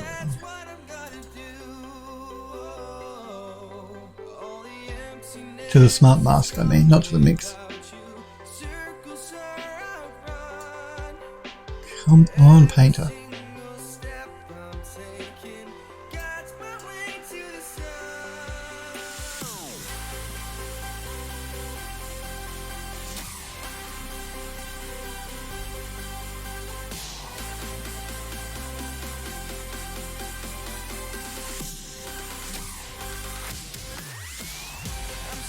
Being very sluggish, the program for some reason.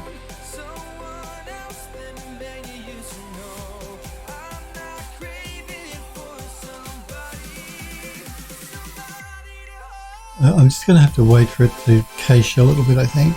It's just making it a bit too difficult for me to work while it's doing this. Come on. Now this is the newest version of Painter that Adobe released like a week ago, the latest version. So it might be some sort of weirdness going on with the latest Adobe update. It almost feels like it's caching something in the background, even though it's not showing it's doing anything, because it comes good after a certain period of time. So yeah, I'm just not sure what it's doing in the background there. It's making it a bit sluggish. See, now it's fine. So there's some weirdness going on in the background with the new version of Painter. Helpwood says, the bot's trying to steal my thunder. Grady says, Steve says, good job, Nightbot. You know, that bot is weird. I'm sure it's listening. It's weird. It posts things when I've talked about them. Like I've been talking about my website. It'll post a link to my website, and I don't know, it's supposed to just do it randomly, but it feels like it's watching me.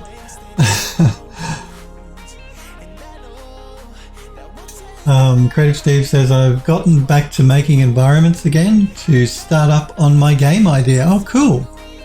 So what sort of environments are you making, Creative Steve? Smith says, I'm sure they broke it. You're right, I'm sure Adobe have broken it as well. Helpwood says, what room do you have left to work on? Well, just posted a link to my website. Thank you, Helpwood. Creative Steve says, I gotta say it's great to be back chilling and hanging out. Healthwood says, suck it, bot. Well, it's good to have you around too, Creative Steve. And so tell us a bit about your game, if you want, if you can share details. So what are you working on? What sort of game? Have you mentioned it before? Maybe I've forgotten. Because, I've got an old brain, as Sniper Girl would say. It's always cool to be working on a game, though. I think what we might do here is we might knock this back a little bit. And I might still just up it a little bit more. See, now the program's fine. I don't understand. Adobe, with the latest update, have done something in the background and it just caches itself at weird times. Creative Steve says, sure, I'm planning on making a point-and-click adventure game. Oh, that's cool. I used to love the point-and-click adventure games. It's going to be heavily inspired by the ones I played in the 90s, like Myst and Lighthouse in the Dark, Bing and Zorg. Yes, well, I played Myst back in the day. I used to really like, what were the couple? There was a husband and wife, Roberta Williams or something, who used to make King's Quest, I think they were called. I could be wrong, it was so long ago. They were a point-and-click adventure, and I really love those games. I think they might have released a new game just recently as well. But yeah, love point-and-click adventure games. Love it. And I've played Myst. Myst was great. I don't think I've played Lighthouse or Zork. I have to check them out. But that's cool. Really cool.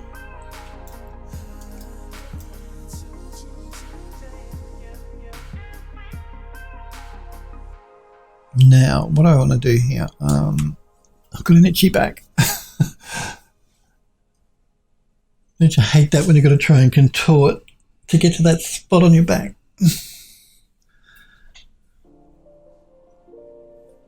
What do I want to do? I think what I'm going to do is I'm going to jump back into my Smart Materials. I'm going to do a filter for dirt. And we're going to throw a dirt layer down.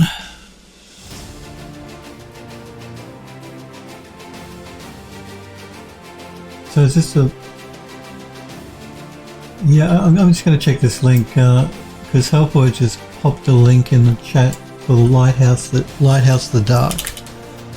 And I'm curious because I really like point-and-click adventures. And I haven't played one in a long time.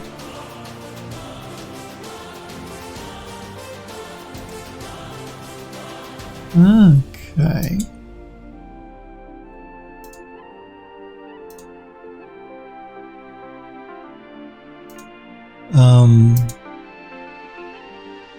Yeah, this looks pretty cool. It's cheap too. That's Australian dollars, so that's cheap. Works on Windows 7, 8 and 10. It was released in 96. It gets good reviews. 4 and 5 star reviews. So that's overall rating 4.2 is pretty good.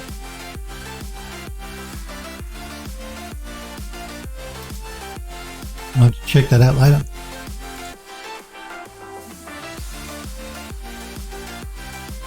Creative Steve says, yep, that's the one. Juzan, hey Juzan, it's good to see you, buddy. I hope you're well, Juzan. We're working on a crate for a Half-Life 2 crate at the moment for one of the Easter eggs for the game.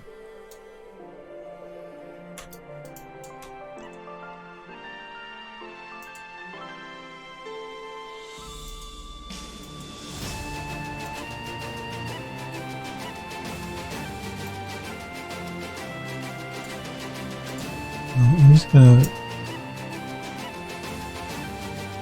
change the color of this a little bit.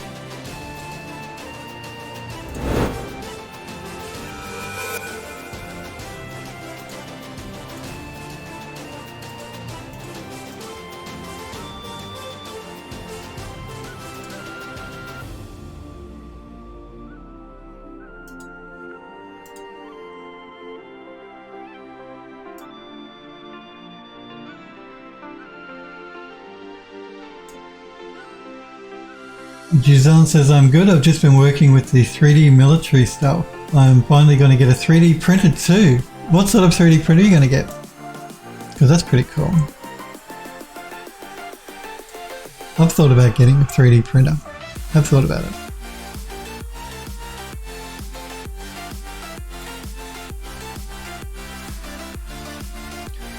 I'm just going to turn off the hide information on this dirt lag because I don't need it. And I don't want it.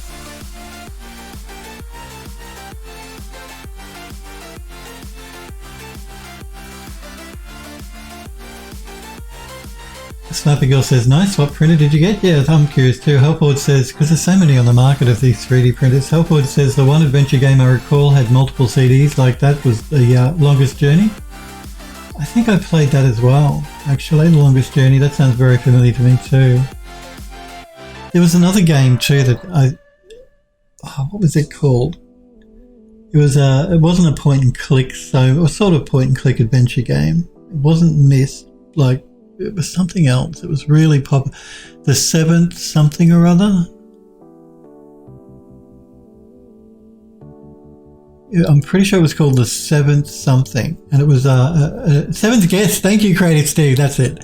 Seventh Guest. I remember playing that. So that was probably one of the first computer games I think I ever played. Like, probably not like Space Invaders and stuff. That was before then, but yeah, the first sort of like adventure game I think I tried was The Seventh Guest. That was the one that used the video footage. It was on CD-ROM, and yeah, it streamed in like video footage of characters. Yeah, and that was pretty cool. I enjoyed that. Getting back to what we were talking about, 3D printers. Grizzly Gear. Hey, Grizzly Gear, it's good to see you. We're talking about old adventure, point-and-click adventure games that we used to play. Helpwood says, I played that so much as a kid. Jizan says, Venom by P.O. Poly. I'll have to check that one out. This is a 3D printer he's talking about, I'm pretty sure. Jizan says it's a huge resin printer. Let me have a look. Let me do a search on it because I'm just curious. Because I've thought about getting a 3D printer as well. That's my website. If anyone is new to my channel and wants to know more about me, it's phildoes3d.com.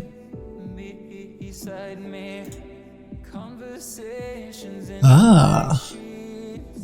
Ooh, that's not cheap though. It does look like a very big printer.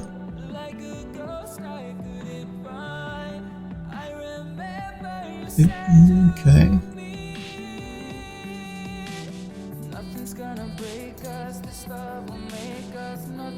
Yeah, it's a decent sized printer, for sure. Very cool.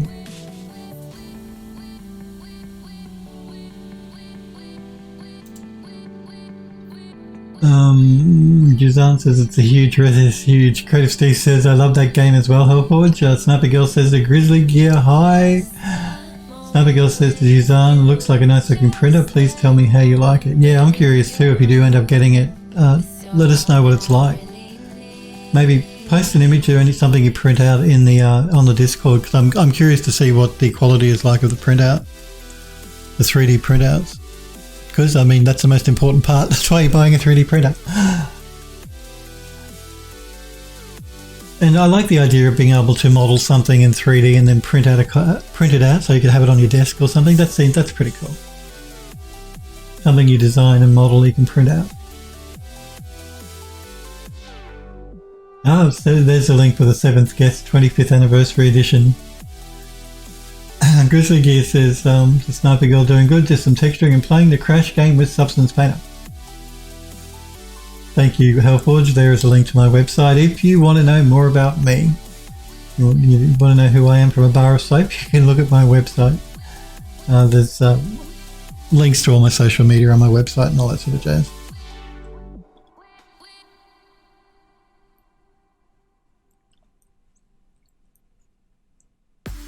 Jizan says, plan to start a business making some cool helmets and selling them. Okay.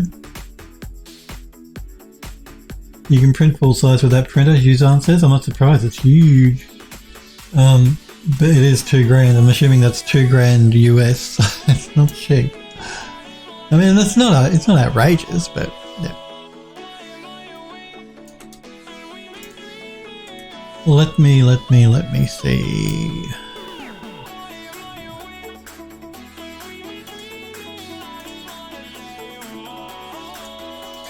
Yeah, we'll just throw a small dirt layer on top of it, I think, and I might just pull it back a little bit.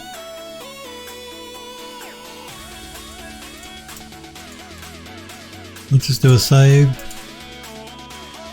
And now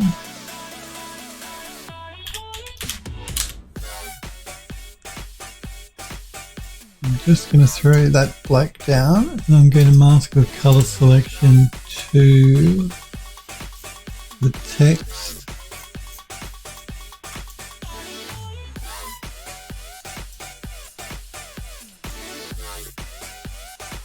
Now that's interesting. Why is it done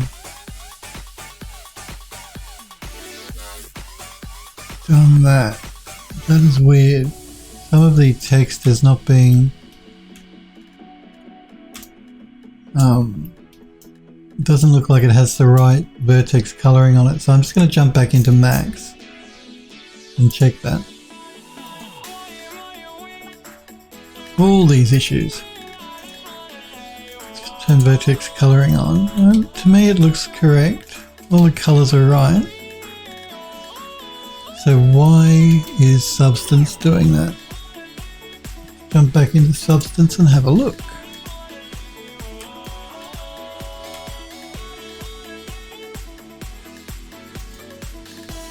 I'm wondering if it's a UV thing. Actually, I bet you it is. I bet you that's what's going on. I bet you. I think what we're going to need to do is select everything. I'm just going to turn vertex coloring off because it just gets in the way. And start deselecting.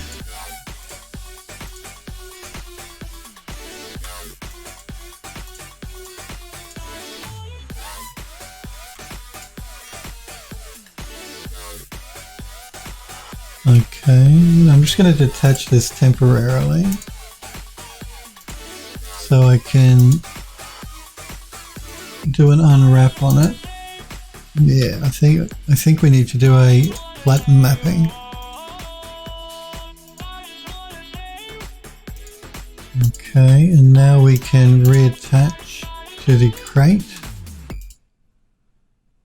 and do an unwrap and a repack.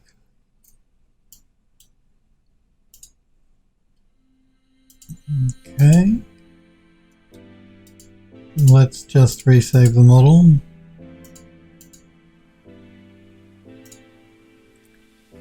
Crate 2. Let me just do a save as here is revision 3, just in case we want to go back. And let's jump back into Painter and edit our project configuration and reload that model. And re-bake out our maps again, making sure it's vertex color.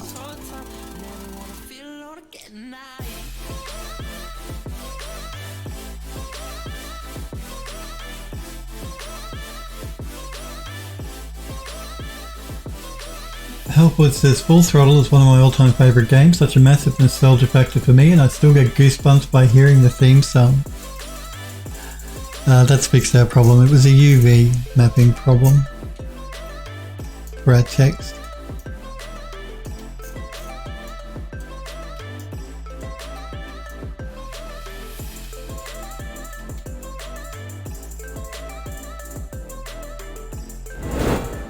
Helpwood says I also played that before I learned English, so I had to memorize the conversation combinations to get past it. Smurf says weird. Yep. Helpwood says which drunkard did the vertex colors on this one? Helpwood says does the range distance affect the color ID bake? I don't think so. No, I don't think the ray distance has any effect on the vertex bakeout. Something I've never really actually thought about. I don't think it does. No, I'm pretty sure it doesn't. Sniper Girl says, "Did I give you permission to break stuff?" Elfboy says, "Phil's such a rebel. He breaks stuff without permission." That's right. Sniper Girl says to Hellforge, "I know." How dare he? Hellforge says, "The wisdom of the ancients. He knows how to get out of trouble." You guys. But I admire anyone that speaks more than one language. And I know a lot of Europeans do. Like, they have their native language and they know English as well, and I think that's really cool. So yeah, I really admire people that speak multiple languages. I think it's a really good thing, good skill to have. What's going on in the gallery here? No, Creative Steve, you posted, started working on the environment again. I want to show this work off before I close off for the day. So we'll do it in a few minutes. Because like I said, I want to show Wax Kinks, Sniper Girls, Grizzly Gears, and Creative Steve's images that they posted in the gallery. Let's do a quick save here now that we fixed our text problem.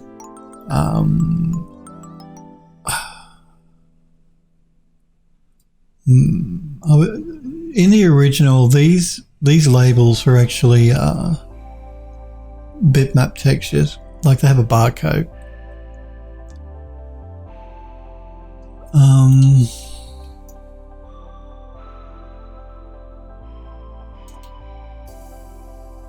And I'm just wondering if it might be easier for us just to reuse the bitmap texture.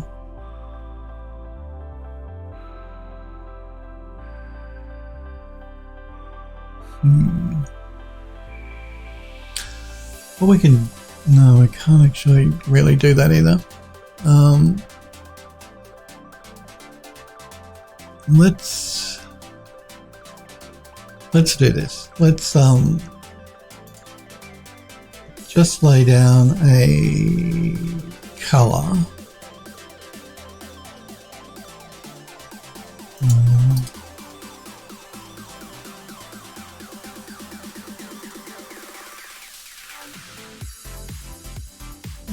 Let me just undo that because I'm in the wrong layer. I don't want to add a fill layer in there. I want to add a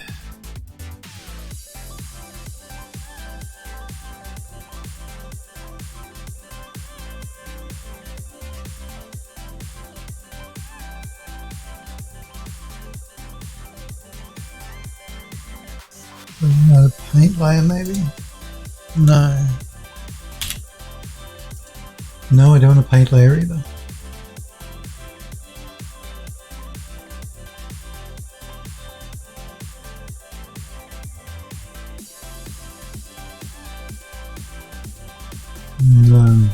No, that's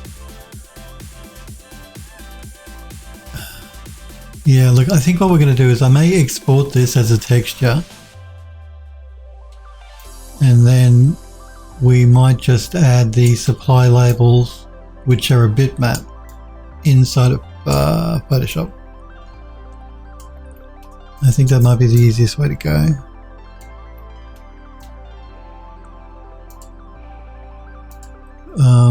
I'm just going to export these textures really quickly and have a look. So projects, models, Easter eggs, Half-Life. I'm just going to make a new folder called Crate.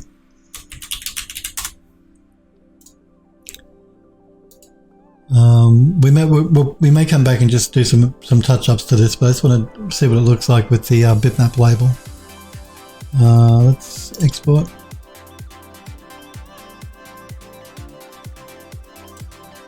Do a save. Jump into Photoshop really quickly.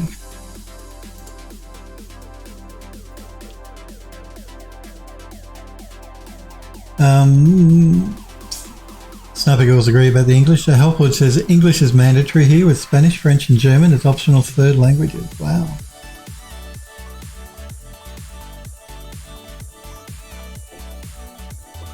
Yes, it is looking cool. Sniper Girl says to Creative Steve about the environment. We'll check that out in 2 seconds. I just want to quickly see if we can't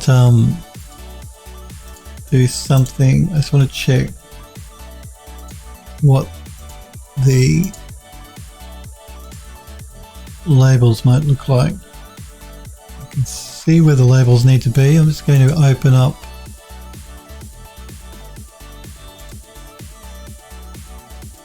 pretty sure, yeah, create label. I created a label here.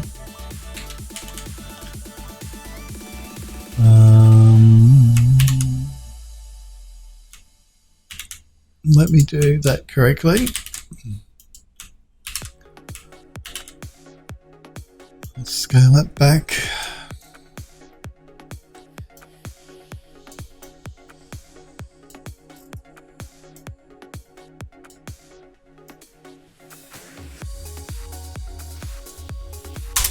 I'm just going to do another save as here and bring this into Max really quickly. We'll save it as a PNG and we're going to call it base color underscore test. And I'm going to jump into Max and load up that bitmap.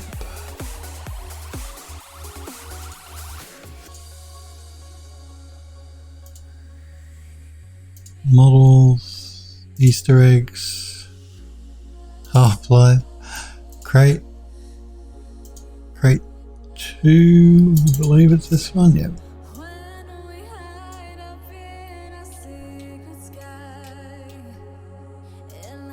Again, this is, remember, this is not a PB, not showing PBR, but it's a PBR material. Will be when we bring it into Unreal. Did I load up the wrong file? No, that is correct. So why is that not showing up? I'm just going to throw in, whoops, we've already got an unwrap down. I'm just going to render out a template. So I know what's what where. I'm going to render it out to, that's the correct spot. TMP LAT8. We'll do it as a PNG.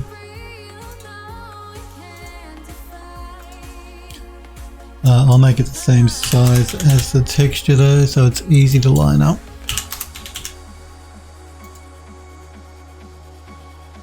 Render that out. Now I just got to find where they are. So that one is there, that one is there, and that one is down there. So those two up the top and that one down the bottom.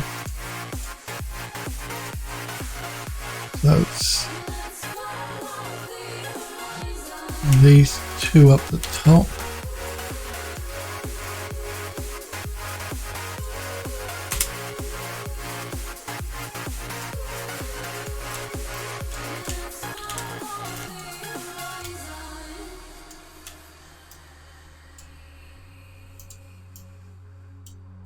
And this one down the bottom.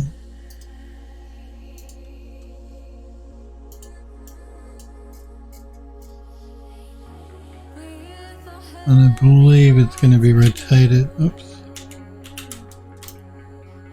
180 degrees. Okay, let's just save that out as a PNG.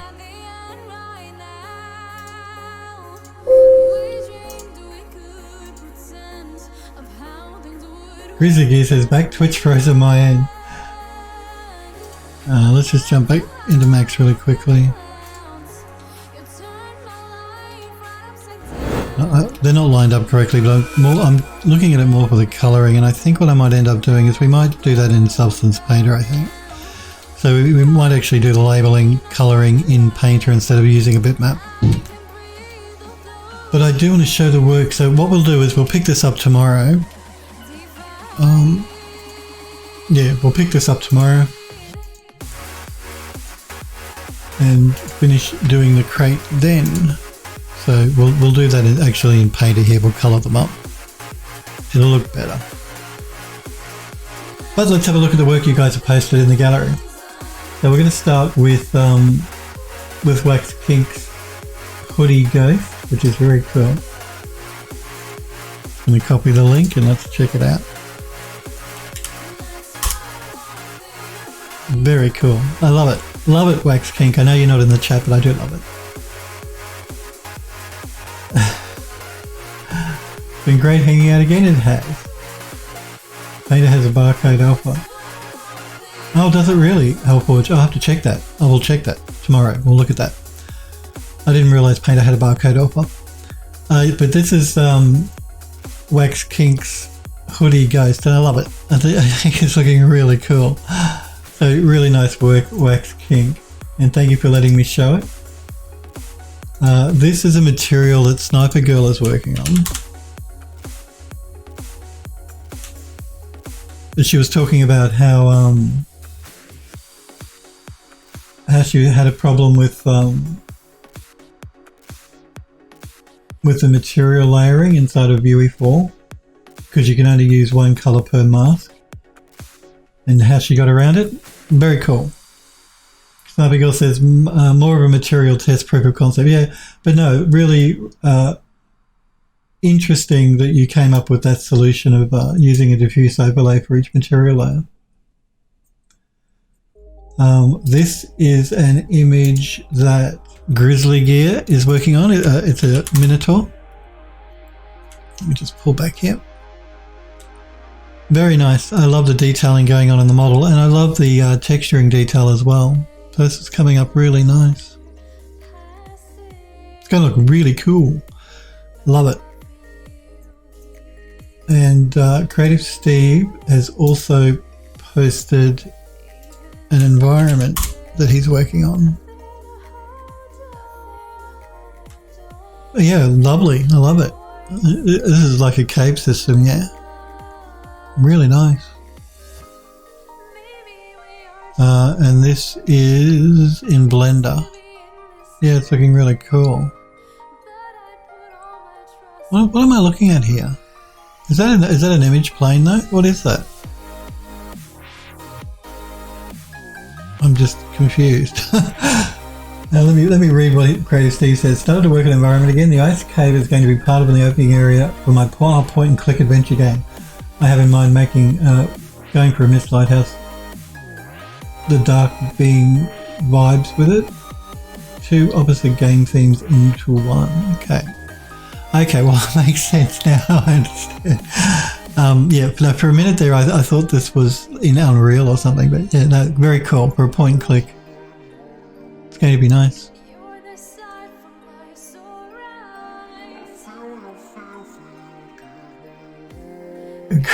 Grizzly Gear says, nice to Sniper Girl. Creative Steve says, by the way, zoom in, then you can see the rock in the preserver.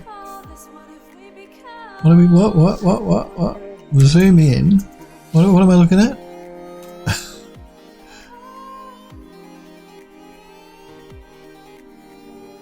I'm confused. Smurf says, now show the material complexity view. Sniper Girl says to Smurf, do keep that material node that I linked updated. Grizzly Gear says, thanks.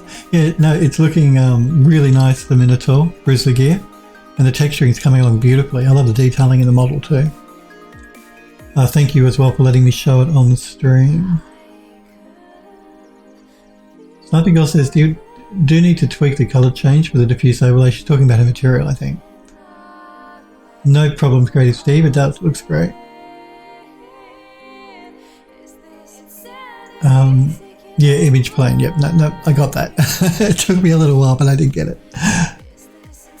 The only reason it really caught my eye too is because we're thinking about putting in a cave section inside of the House on the Hollow game, and I immediately noticed the cave, yeah, and the water reflection. Looks very cool. So yeah, the cave caught my eye. The rock on the side of the life preserver. Oh, okay. Hang on. You're talking about... Let me get this lined up. Man, come on. You're talking about here. Okay. Okay. Now I understand. Yep. Pardon me. I think we might leave it there though for today, guys and girls. I do want to thank you though very much for hanging out with me and for being here and for watching. I really do appreciate it. I know you guys could be watching anyone, and I love it that you hang out with me and watch me, so thank you.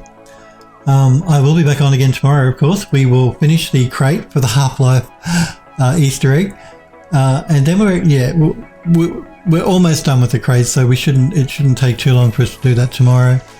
Once we've done that, we'll place the crate where it's supposed to be in Unreal, and then we're going to be moving on to we're just going to jump back to the kitchen just real quick tomorrow, because there is an asset that I forgot to include. So we'll talk about that tomorrow. There's something really important that we didn't put in the kitchen. So yeah, but tomorrow we'll finish off the crate first for the Half-Life Easter egg. You're quite welcome, Grizzly Geek. Thank you guys very much for hanging out, watching. I'll be back tomorrow, 5 p.m. Pacific time in the United States. You guys, girls, have a great night, whatever time it is, wherever you are, and get some sleep, Hellforge. I'll see you all tomorrow. See you guys.